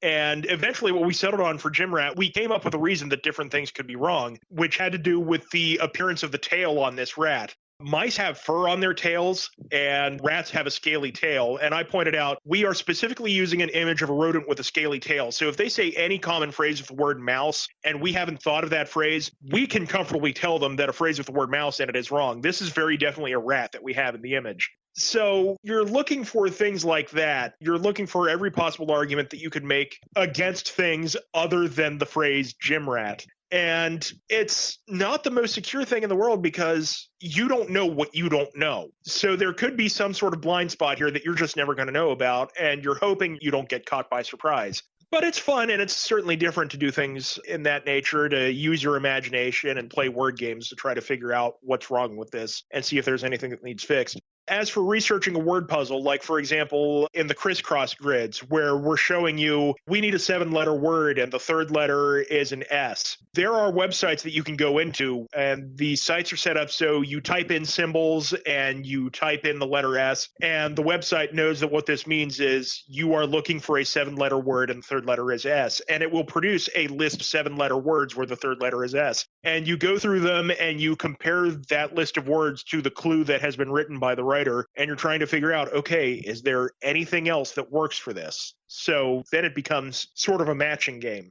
And sometimes you find things where it turns out there is overlap, and sometimes you're lucky and there's not. So you have to change up what you're researching a little bit. You have to change up which section of your brain you're using to research these things. But that's why I kind of loved working on Metal Samurai as a researcher, was because of the variety. You got to change up what you were looking at. You didn't get into a routine about it. And it stayed very, very interesting when you were changing up the kind of researching you were doing from question to question. So of the 4 towers, the Tower of Knowledge, the Tower of Puzzles, the Tower of Sequence, and the Tower of Memory, did you have a favorite tower and a specific tower category that you like to research for? Memory didn't really involve research because it's a matter of you have to remember where this thing is. And as long as we're saying it's behind number 5, and it definitely is behind number 5, that's all you need to deal with. So I like the memory puzzles, but they didn't really involve researching. As far as the ones that did involve research, I would say probably Sequence, because that was fun material to dig into. I do like pop cultural history, and we used a lot of pop cultural history for that. So it was fun to read up on all that. Is it more fun for you to work on a game show like this because it's a very unique style of research and questioning rather than just a standard, here's a question, here's an answer? Is it more fun for you who's worked on a lot of game shows to get that variety in Mental Samurai? Oh, yeah. Again, because of the variety, you're just constantly being surprised by what we've come up with and seeing what new things there are. So, yeah, anything that you do that has a variety of questions makes it more fun to research. Speaking of a variety of questions, let's talk about 2 trivia-based GSN shows that you were a researcher on, 2019's Best Ever Trivia Show and 2020's Masterminds. Now, Masterminds is essentially the revamped version of Best Ever Trivia Show, and one element on both Best Ever Trivia Show and Masterminds that I commend GSN for doing is instituting a returning champion rule. Now, if memory serves me right, Best Ever Trivia Show and Masterminds is only the 2nd ever GSN original program to feature a returning champion element, the first being 2009's The Money List. Brad fact! But sadly, the returning champion game show element is barely used nowadays on any new television game show, and I think that's a shame because it is one of the most iconic components of many successful game shows. So first of all, do you think more game shows today should incorporate a returning champion component? And second, when you first heard Best Ever Trivia Show was having returning champions and Masterminds was keeping the returning champions element, were those exciting moments for you as a game show superfan?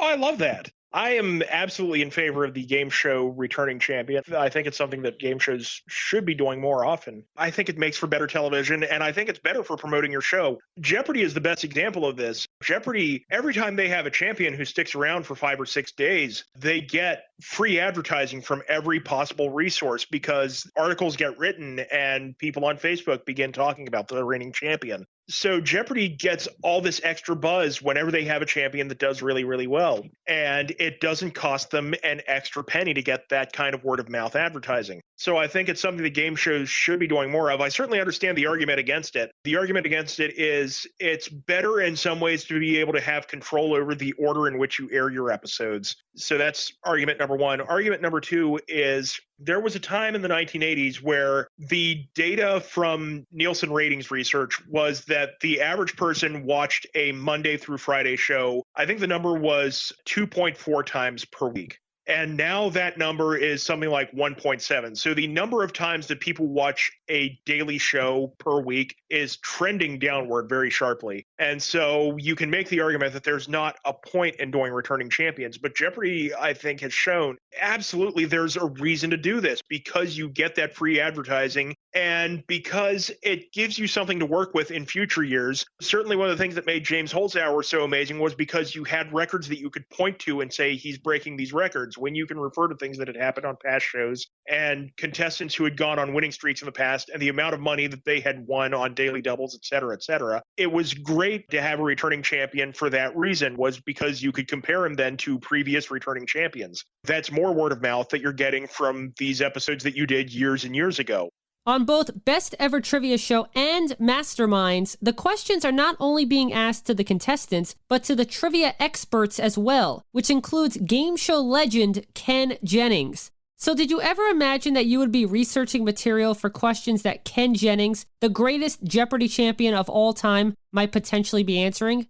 It's really fun to be able to say that you've worked on a show with Ken Jennings. It's a nice feather in the cap for the reason that people know that name and people know where he's from. Obviously, as a question researcher, since you have some degree of control over the material that goes into the show, and that's going to affect the outcome of the game, you're obligated to keep a distance from him. So I certainly can't say that Ken and I are buddies. We're not. We have to stay away from each other. But yeah, it's really neat to be able to say that and be able to tell people, because that's something that they can grab onto too. So that's a lot easier to do when you're talking to a total stranger and you tell them your line of work. Well, I've worked on this show with Ken Jennings, and they know what you're talking about. What do you call it when normal, everyday people go head-to-head and brain-to-brain against Ken Jennings and some of the best trivia experts ever? Well, we call it Best Ever Trivia Show, coming in June to Game Show Network. I'm Brooke Burns, host of the new trivia show Masterminds, and this, of course, is Ken Jennings. Hi, Brooke. Hi. Ken, are you doing anything special to prepare for our show? Yes, I'm rereading the internet. All of it. Masterminds, weekdays at 4, starting tomorrow, only on Game Show Network. Let's now talk about True TV's Hot Ones the Game Show, which is based on the online series Hot Ones. The premise is, throughout the game, 2 teams of 2 compete over 3 rounds of trivia, and at the start of each round, all the players must eat a chicken wing covered in a hot sauce that increases in Scoville heat as the game progresses. Adam, how was the sauce? Oh, I feel great, man. It just hit the back of my throat and it went, woo! Welcome to Hot Ones, the game show. 2 teams will face off in a war of wings and trivia knowledge. Shark! Why do you think it's shark? I have no idea where I am or what just came out of my mouth. And in each round, our players will be eating a wing with a hotter and hotter sauce. I'm crying like I just watched The Notebook. And it's all for a shot at a grand prize of $25,000. I'm about to bring the pain, just like this hot sauce. Let's go! I don't know what's happening. It's just hot sauces, questions, and eventually some heartburn. Does your brain feel scrambled? I don't even have a brain, bro. Yo, why do you do this? Well, what's nice about this show is that there's no wings on my podium. Now, the one question I have about Hot Ones the Game Show is, obviously the trivia in this game, while it must all be legitimate and factual, isn't the center of attention. So as a researcher who is hired to make sure trivia material is up to par for a game show, is it disappointing knowing that the trivia component is not what people are watching the show for? Not really, because, again, it goes back to something I said earlier in the interview, which is it just matters to me that my paychecks are clearing. And number two, the people that you work with are going to be working on future game shows, and it's all about making an impression on them and making sure that they'd want to work with you again, and that leads to something else down the line. So I'm never disappointed in any show that I'm working on or how much the work will be appreciated by the viewers. Whether or not the viewers appreciate it doesn't matter to me as much as whether or not the people that I'm doing the work for appreciate it.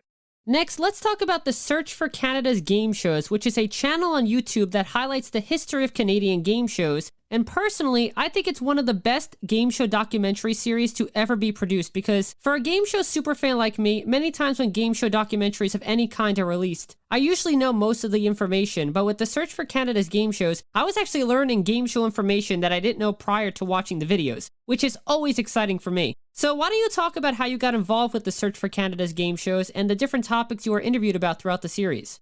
That was really a pretty great day. They were in the area to interview Bob Bowden because Bob has such a wealth of knowledge. Bob, he was an executive with daytime programming at CBS and then at ABC, and he was in charge of Game Show Network for some time. And he's just a great guy to talk to about the history of game shows. He really is. What was nice about this is what you see in the documentary is actually happening. This is legit. Bob just suddenly brought up during his interview, you know, guys, there's this one other guy that you need to talk to. And so there's this genuine moment that I have in this documentary where I see Bob recommending that these people should talk to me, which was very nice of him to do.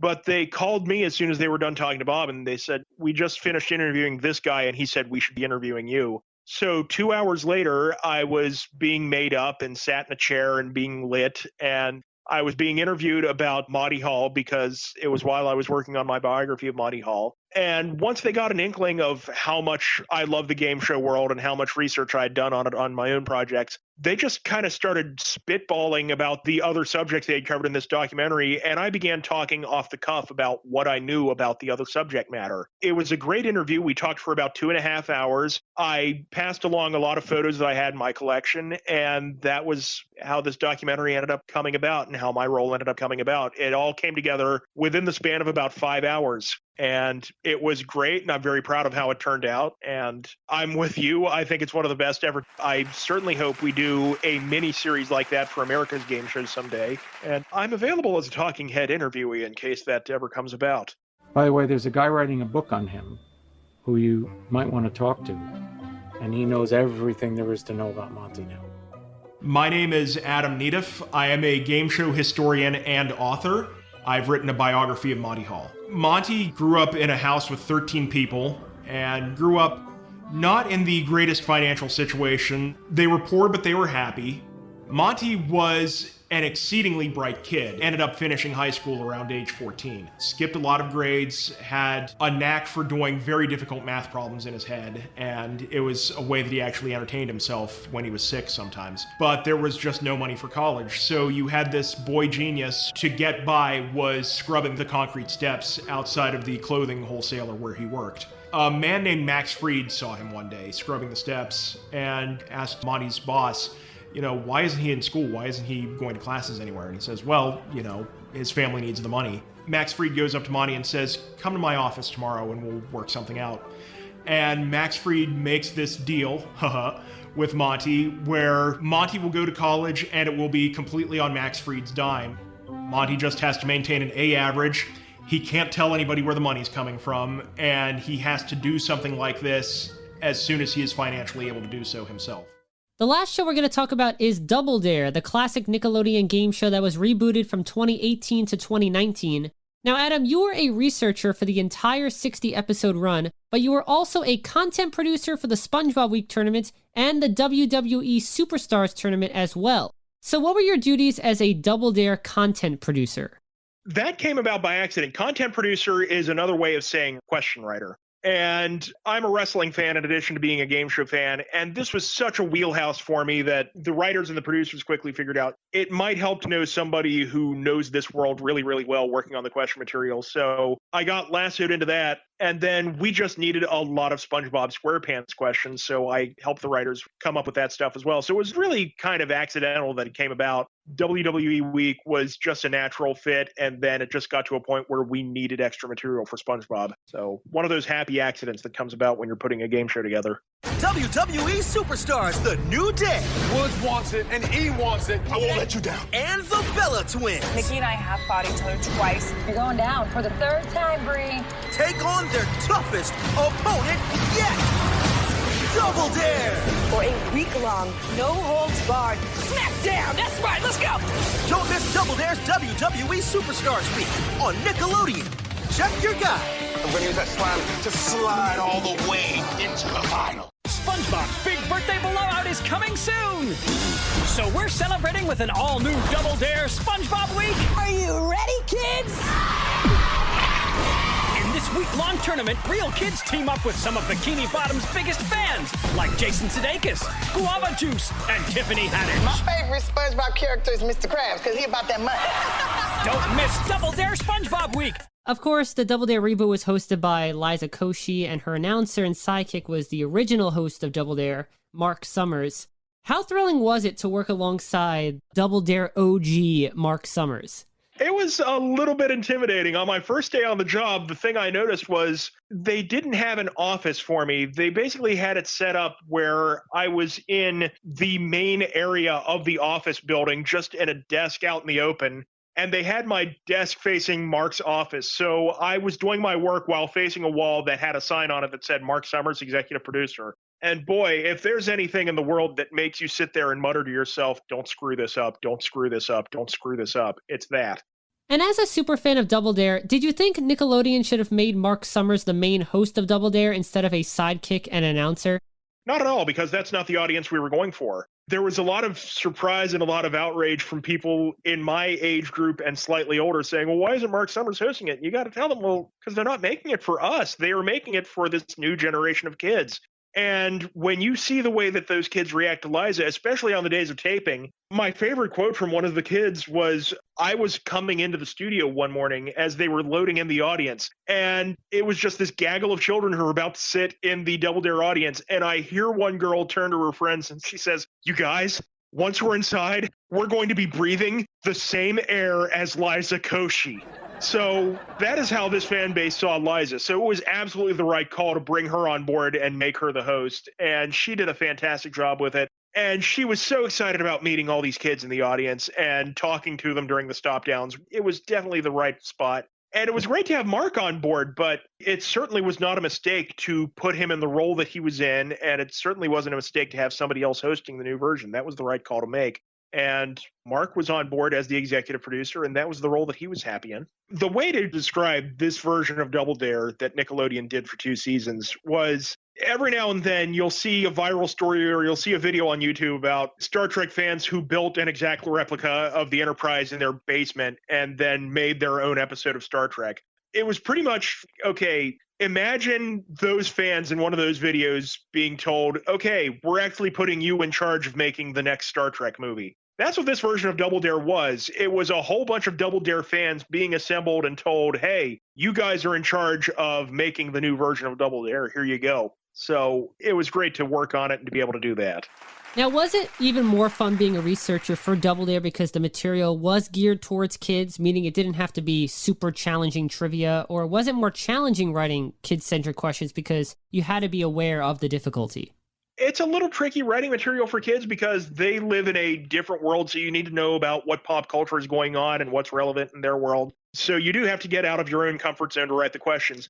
One of the things that really surprised us that we found kind of tricky was in the last 30 years, kids have changed in a way that we weren't ready for, and we had to adjust our material to kind of adapt to this. One of the things that we discovered very early on, and this consistently happened during these 2 seasons, kids go for it. You rarely saw kids give wrong answers on the old version of Double Dare. It happened, but you saw them just go for a dare or a double dare instead more often than not. We would have wrong answers on the show all the time because if you even give kids today a range of possible answers, they'll take a shot at it. If you ask them which president of the United States was da-da-da-da-da, the kids will name a president. Even if they don't know it, they'll just name a president. So that was a thing that we ran into that we had to kind of adjust the material for and figure out how can we challenge these kids and how can we make sure that we get the physical challenges that the audiences want and how do we make it work around that issue. But that was a thing that really surprised me was kids go for it now.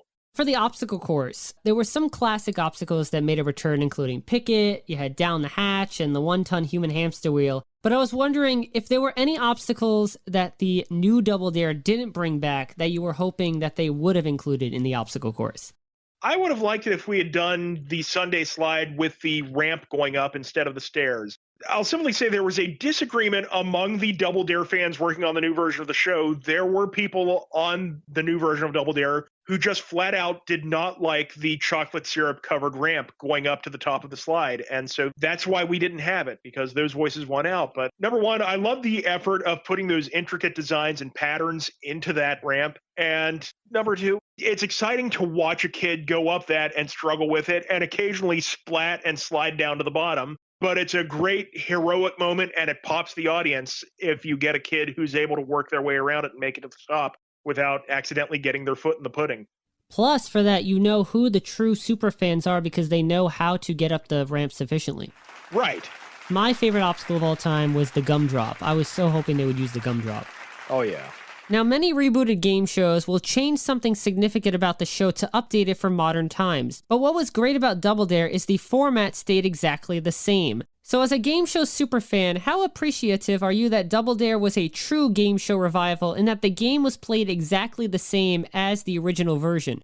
Very. And again, everything about that version of Double Dare was a dream job because you were a Double Dare fan surrounded by other Double Dare fans, which meant everybody there talked your language. Everybody there had the same goals. Everybody got what you wanted and you understood what they wanted. And it made for a very cohesive production, and it was just everything you could ask for.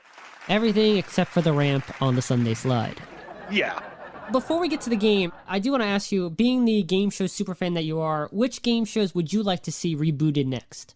I would like to see Tic-Tac-Toe rebooted again. I would love to see some other show with returning champions go back on the air, and I think there are things that you could do with a new version of Tic-Tac-Toe that would be unique to the current game show environment. And Scrabble, some of the best writing in the business, and it certainly still has that name brand value, so there's certainly a reason that you could do it now. So I'd say those are my two. Due to so many networks rebooting classic game shows, there really aren't many original game shows that are produced nowadays. So are you disappointed that new creative ideas aren't being appreciated as much in the game show industry currently? And despite the reboots performing very well, do you think that the network should start developing new original game shows for both daytime and primetime? It's disappointing, but I understand it because here's the issue.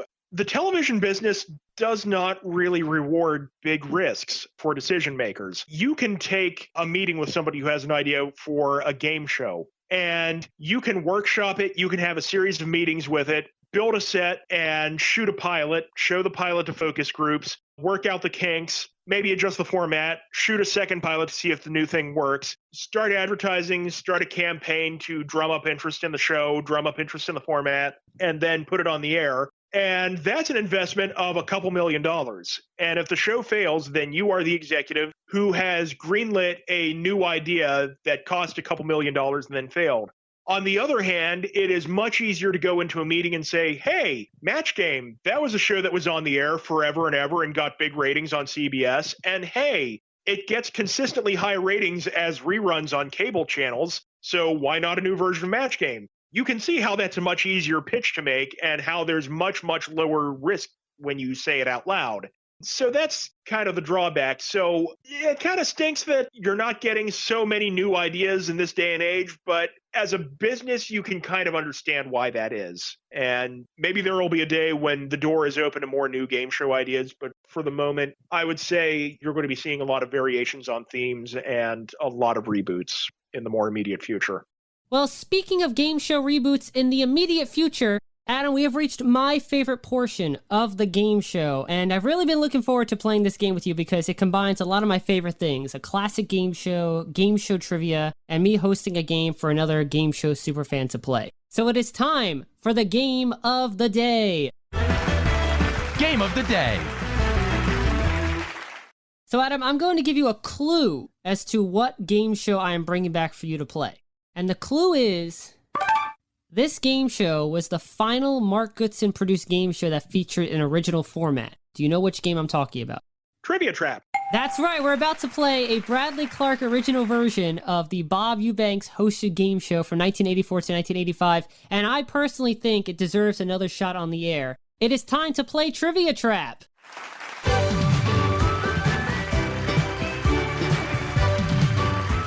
Trivia Trap.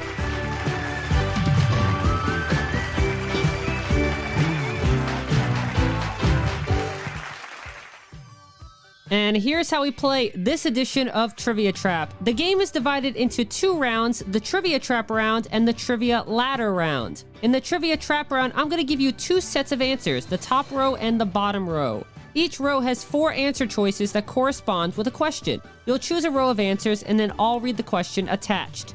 Now this Trivia Trap round is going to be played like the original, and might I add, better version of Trivia Trap. Which means, as Gene Wood or Charlie O'Donnell or Bob Hilton announced, even a right answer can catch you in a trap. Adam, your goal is to cut the wrong answers and leave the correct answer to the question as the last remaining answer. Cut 1 wrong answer and you'll score 50 points. Cut 2 wrong answers and you'll score 100 points. But if you can cut all 3 wrong answers to the question, you'll score 300 points. Now, after each question, you'll then choose between the set of answers remaining as well as a new set of answers that I will add. You'll play 4 rows of answers during the Trivia Trap round, and I'll describe the Trivia Ladder round when we get to it. By the end of the game, Adam, if you have scored 2,000 points or more, you will be deemed a winner. So, are you ready to show off your incredible game show knowledge by playing this game? Yes, I am. Well, Adam, welcome to the fascinating world of game show trivia. It's time to play Trivia Trap.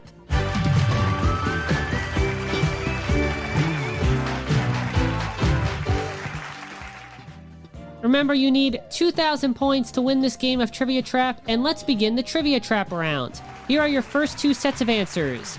The top row consists of McDonald's, Burger King, Wendy's, and Kentucky Fried Chicken. The bottom row, what's my line, to tell the truth, I've got a secret, and beat the clock. Which one would you like to play? You know, just to throw you a curveball right off the bat, I'm going to start with the top row. McDonald's, Burger King, Wendy's, and Kentucky Fried Chicken. And by the way, Brad fact for everyone. Brad fact! The fast money answer reveal sound effect on Family Feud was first used to reveal the row of answers on Trivia Trap. That's right, Family Feud did not have that sound effect until the Ray Combs version began in 1988.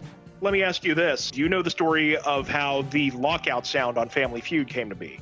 No, I don't actually.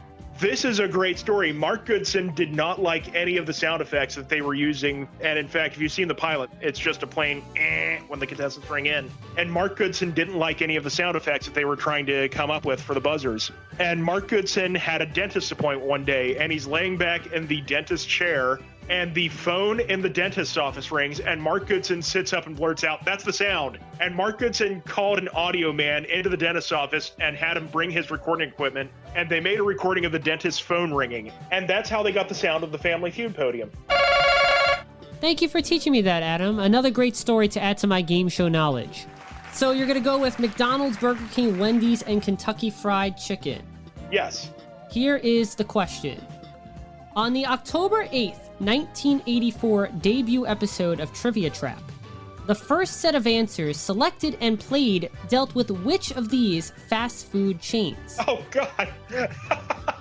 So for 50 points, cut one of the wrong answers. Cut Wendy's. That's a good cut. You're correct. You have 50 points, and which answer are you cutting next? Cut Burger King.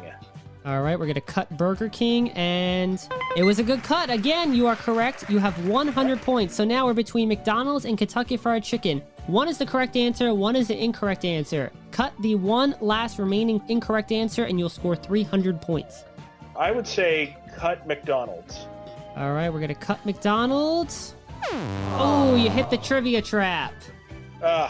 The correct answer was McDonald's. The question was, the training school for McDonald's in Elk Grove Village, Illinois is named what? With the correct answer being Hamburger U. Brad fact. Here's your question now. The training school for McDonald's in Elk Grove Village, Illinois is named what?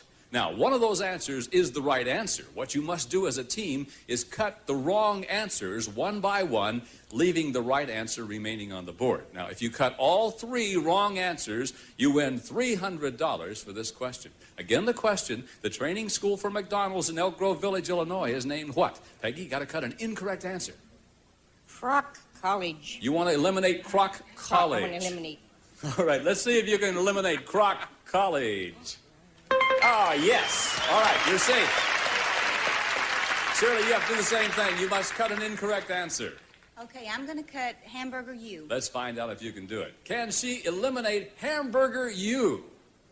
No. You hit the old trivia trap. You did eliminate one of those answers, so we'll give you $50 for eliminating one answer anyway. Senior, so you are on the board with some money. But that's okay. This was only the first question, and you have 100 points. Yeah. So you still have the bottom set of answers, which are what's my line, to tell the truth, I've got a secret, and beat the clock. Now the top set of answers are mother, daughter, sister, cousin. I've learned a valuable lesson about staying in my lane, so I'll go with the bottom row. All right, so we're going to go with what's my line, to tell the truth, I've got a secret, and beat the clock. Here we go for another 300 points. Here comes your question. The original theme song for which of these classic game shows is called Plink, Plank, Plunk? So we have what's my line, to tell the truth, I've got a secret, and beat the clock. The original theme song for which of these classic game shows is called Plink, Plank, Plunk? So you're going to cut one of the wrong answers. All right, let's get rid of beat the clock. All right, let's get rid of that. And you were correct to do so. That is an incorrect answer. You have 50 points. Which one next? Let's get rid of what's my line.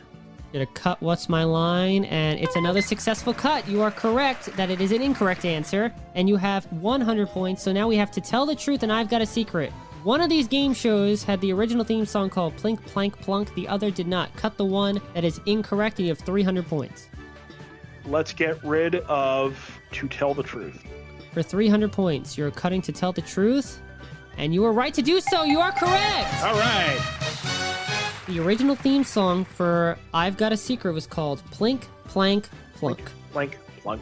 And you now have a total of 400 points. All right.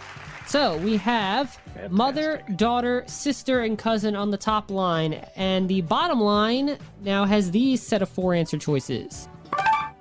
The Oakland Athletics, the Los Angeles Dodgers, the San Francisco Giants, the California Angels. I'd better take the top row. Top row consisting of mother, daughter, sister, and cousin. Let's see what the question is. On the May 12th, 2006 episode of Deal or No Deal, contestant Lauren Potter failed to recognize which family member of hers that was positioned as a model next to case number 21. So we have mother, daughter, sister, and cousin. Which wrong answer would you like to cut first? Let's cut daughter. All right, let's cut daughter, and it's a good cut. That is incorrect, so you have 50 points. And let's cut mother. We're going to cut mother, and it's another successful cut. You have 100 points. We now have sister and cousin. One is the correct answer, one is an incorrect answer. Cut that incorrect answer, and you'll have another 300 points to add to your 400 points. I've seen this. Flipping a coin. Cut cousin. You're going to cut cousin. You were back and forth. I'm glad that coin landed the way it did, because cutting cousin got you 300 points. All right. Look them all over carefully. This is a crucial case. Look at each case. Look at them very carefully. Are you studying the cases? What? You see them every single night. I see them every single night. You don't. Look at them. I'm serious. This is a crucial case. Okay, I gotta get it. I'm waiting for like... I see them every night. I'll tell you something. From time to time... Get the 5. No, you guys, you help her. Look at every case. How come you're not... She has to feel it. She has to feel it. No, but she has to look. Yeah. I'm telling her to look. Let me ask you something. Let me ask you something. Can you move a little bit so I can... I want to say something. What did you want to say? Does number 21 look like a good case? Look at her. Yeah.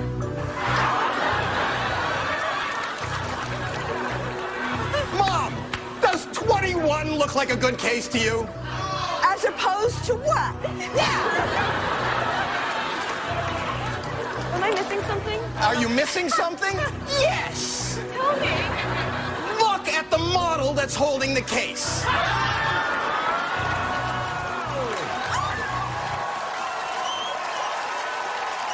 That's your sister from Boston. That's your sister. So you have 700 points, and since this is the fourth question coming up in the Trivia Trap round, this is the last selection of answers you'll be making. On the bottom line, we still have the Oakland Athletics, the Los Angeles Dodgers, the San Francisco Giants, and the California Angels. And on the top row, these answer choices are now available to choose. $0, $500, $1,000, $5,000. We'd better go with the dollars. The dollar amount it is, and if you get the 300 points on this question, your score would be 1,000 points, meaning you would be halfway to a win after the first round. Adam, here's the question. On January 3rd, 1983, Plinko was played for the first time on The Price is Right.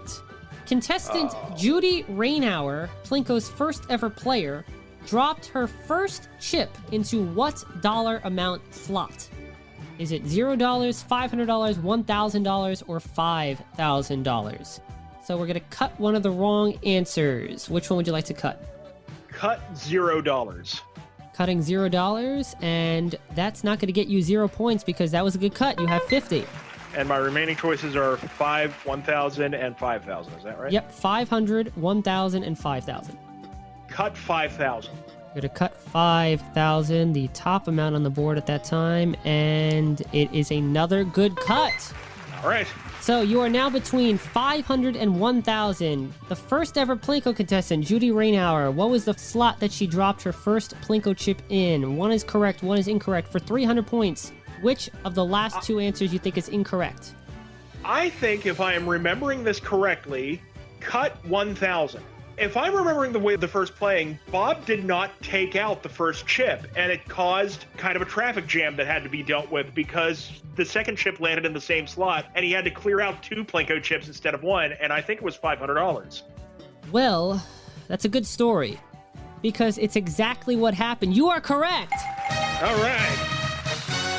That's exactly right. With her 4 chips, Judy won a total of $6,500, the first 2 of which were in the same slot, so we had to clear out both of those $500 chips. The other $500 chips landed on the left side, $500 from our perspective, and her final chip landed in $5,000. She won $6,500. Brad fact!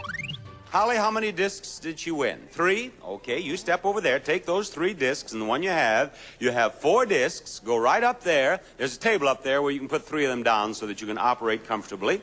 Now, don't drop it until I tell you to drop it, but you can put it any place you wish on the surface there. And drop when ready, Gridley.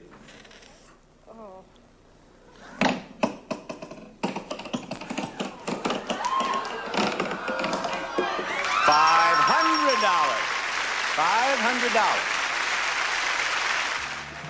So, after the Trivia Trap round, you have 1,000 points, which is halfway to the goal of 2,000. Just for shiggles, would you like to hear what the other question was? Yes, I would. So this was the one you didn't choose, and as Bob Eubanks would say, here's a trivia question for you at home, see if you know.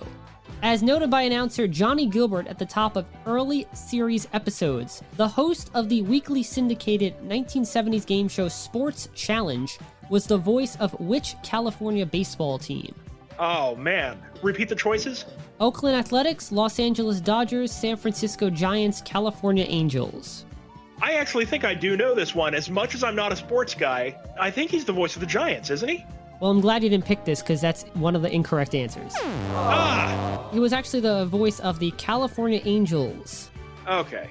The host of the Sports Challenge was Dick Enberg, and at the time he was not only the voice of the California Angels baseball team, but Dick Enberg was also the voice of the Los Angeles Rams football team. Brad fact! So good thing you went with Plinko.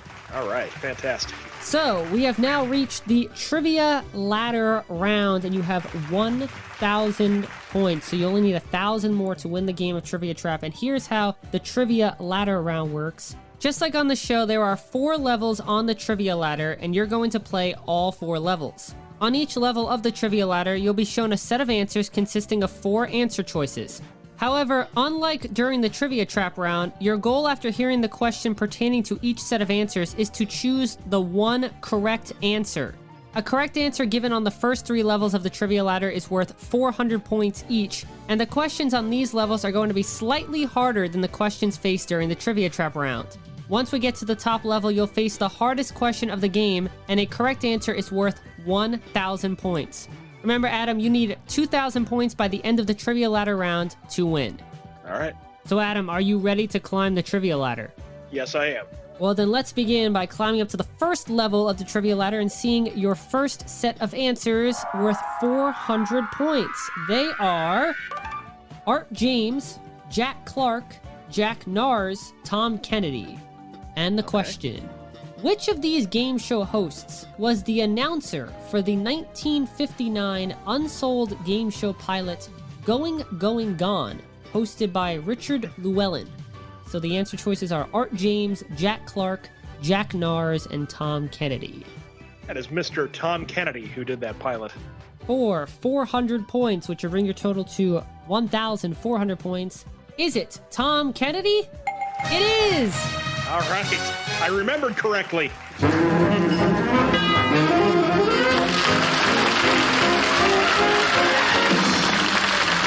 Let's play Going, Gone. The television game where you can prove that the eye is quicker than the hand if you can outwit our persuasive bidmaster, Richard Llewellyn.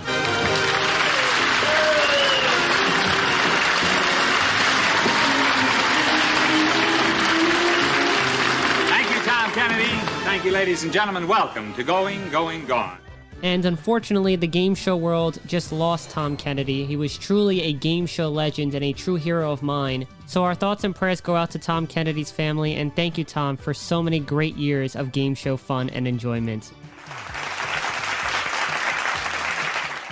You have 1,400 points. You are 600 points away from winning this game. And let's go up to the second level of the trivia ladder, and here come your next set of answers. They are Alphonse the Gangster, Bruno the Headsman, Count Nibbleneck the Vampire, Dr. Deranged the Mad Scientist. And here's the question. On the 1979 to 1980 game show, who was the first villain the contestants faced during the Gauntlet of Villains bonus round? The answer choices are Alphonse the Gangster, Bruno the Headsman, Count Nibbleneck the Vampire, and Dr. Deranged the Mad Scientist. Who was the first villain that contestants faced in the Gauntlet of Villains? I think it's Alphonse. So you're going to say Alphonse the Gangster? Yeah, I'll say Alphonse the Gangster. 400 points. Is it Alphonse the Gangster? Yes, it is! Ah, fantastic. Alphonse the Gangster was villain number 1, Bruno the Headsman was villain number 2, Count Nibbleneck the Vampire was villain number 5, and Dr. Deranged the Mad Scientist was villain number 9. So you have 1,800 points, which means there are 2 questions left. You only need to answer one of the 2 correct, so you have a double chance of winning this game. Let's move up to the third line of the trivia ladder, and let's see what we have there. We have Nipsey Russell, Gary Berghoff, Scoey Mitchell, Jimmy Walker. And the question. On the June 28th, 1978 episode of Match Game 78, the Star Wheel made its debut. On this episode and the rest of the Star Wheel debut week, which celebrity sat in the upper left seat next to Brett Summers and had their name on the yellow-colored Star Wheel section? Nipsey Russell, Gary Berghoff, Scoey Mitchell, Jimmy Walker. I'm going to say Scoey. You're going to say Scoey Mitchell. Yeah. This is for the win. Is it Scoey Mitchell? Yes, it is! Yeah! All right. I was leaning towards Nipsey. I almost said Nipsey. Nipsey was on the first episode with the new set, and they normally wouldn't book the celebrities to reappear that closely together. So that eliminated Nipsey, and I was trying to remember who it might be, and I landed on the right one. That's right. So wow. Scoey Mitchell was on the first ever week featuring the Star Wheel on Match Game 78. Beautiful. So, Adam, congratulations. You have won this game of Trivia Trap.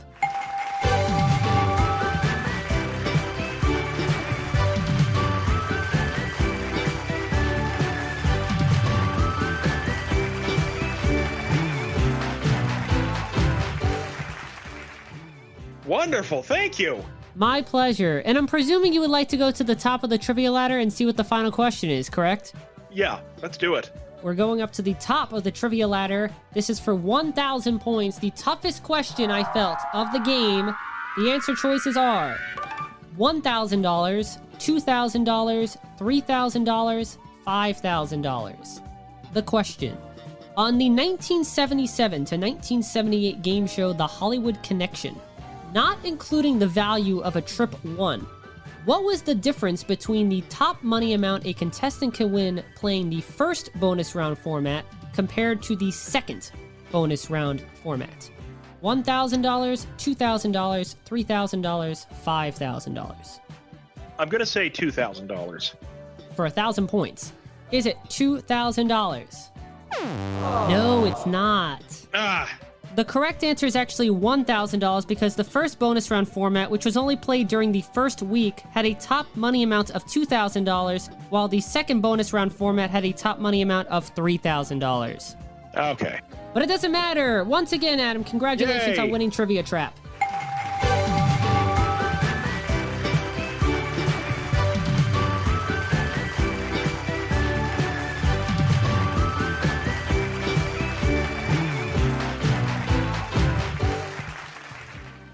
It's always a little dodgy to be put to the test as somebody who's earned a reputation for knowing this stuff, but I hung in there. I did better than I was expecting, so thank you. Well, I hope you had fun with that game as much as I had writing it for you. I really did. It was a blast, and thank you for the work that you put into it, because it really was a lot of fun going through all that. It was well-written stuff. Well, that compliment truly means a lot coming from you, so thank you so much. And that was the game of the day, Trivia Trap.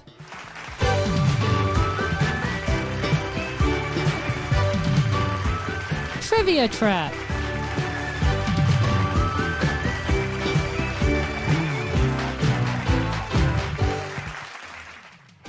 Well, Adam, this has been such a pleasure chatting with you today about the various books that you've written and the shows that you've worked on. So thank you so much for joining me today on the game show. Thank you. And feel free to mention again the titles of your books and where people can go about finding them.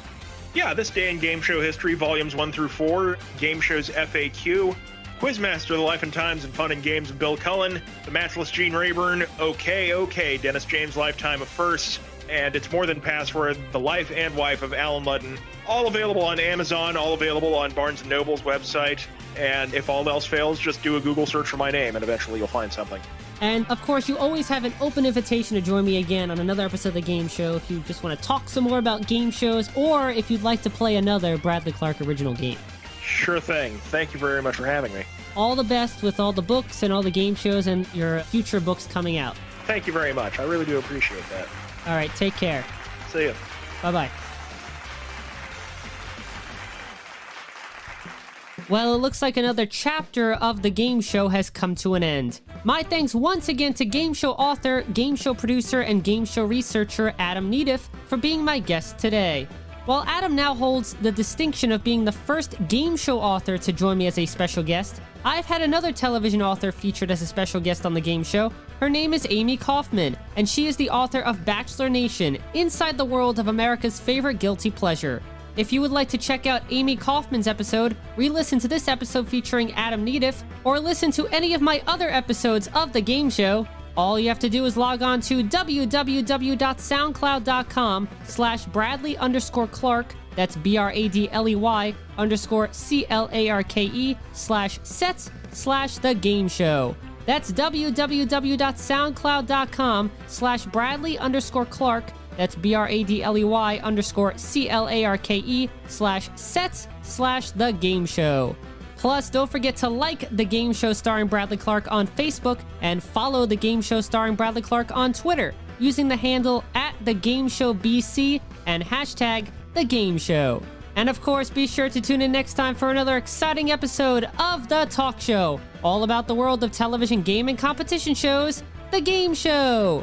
And you'll definitely want to tune in next time because it is going to be my milestone 50th episode of The Game Show. That's right, my next episode is the Big 5-0, and I'm doing something very, very special with a great friend of The Game Show. Plus, I'm introducing a brand new featured segment that you don't want to miss. I'm Bradley Clarke, the Bradster. and I've got to go find a publisher for the Bradley Clarke autobiography. It's always good to start planning ahead. Bye for now. This edition of The Game Show was created and produced by Bradley Clarke. This is Austin Angelo speaking.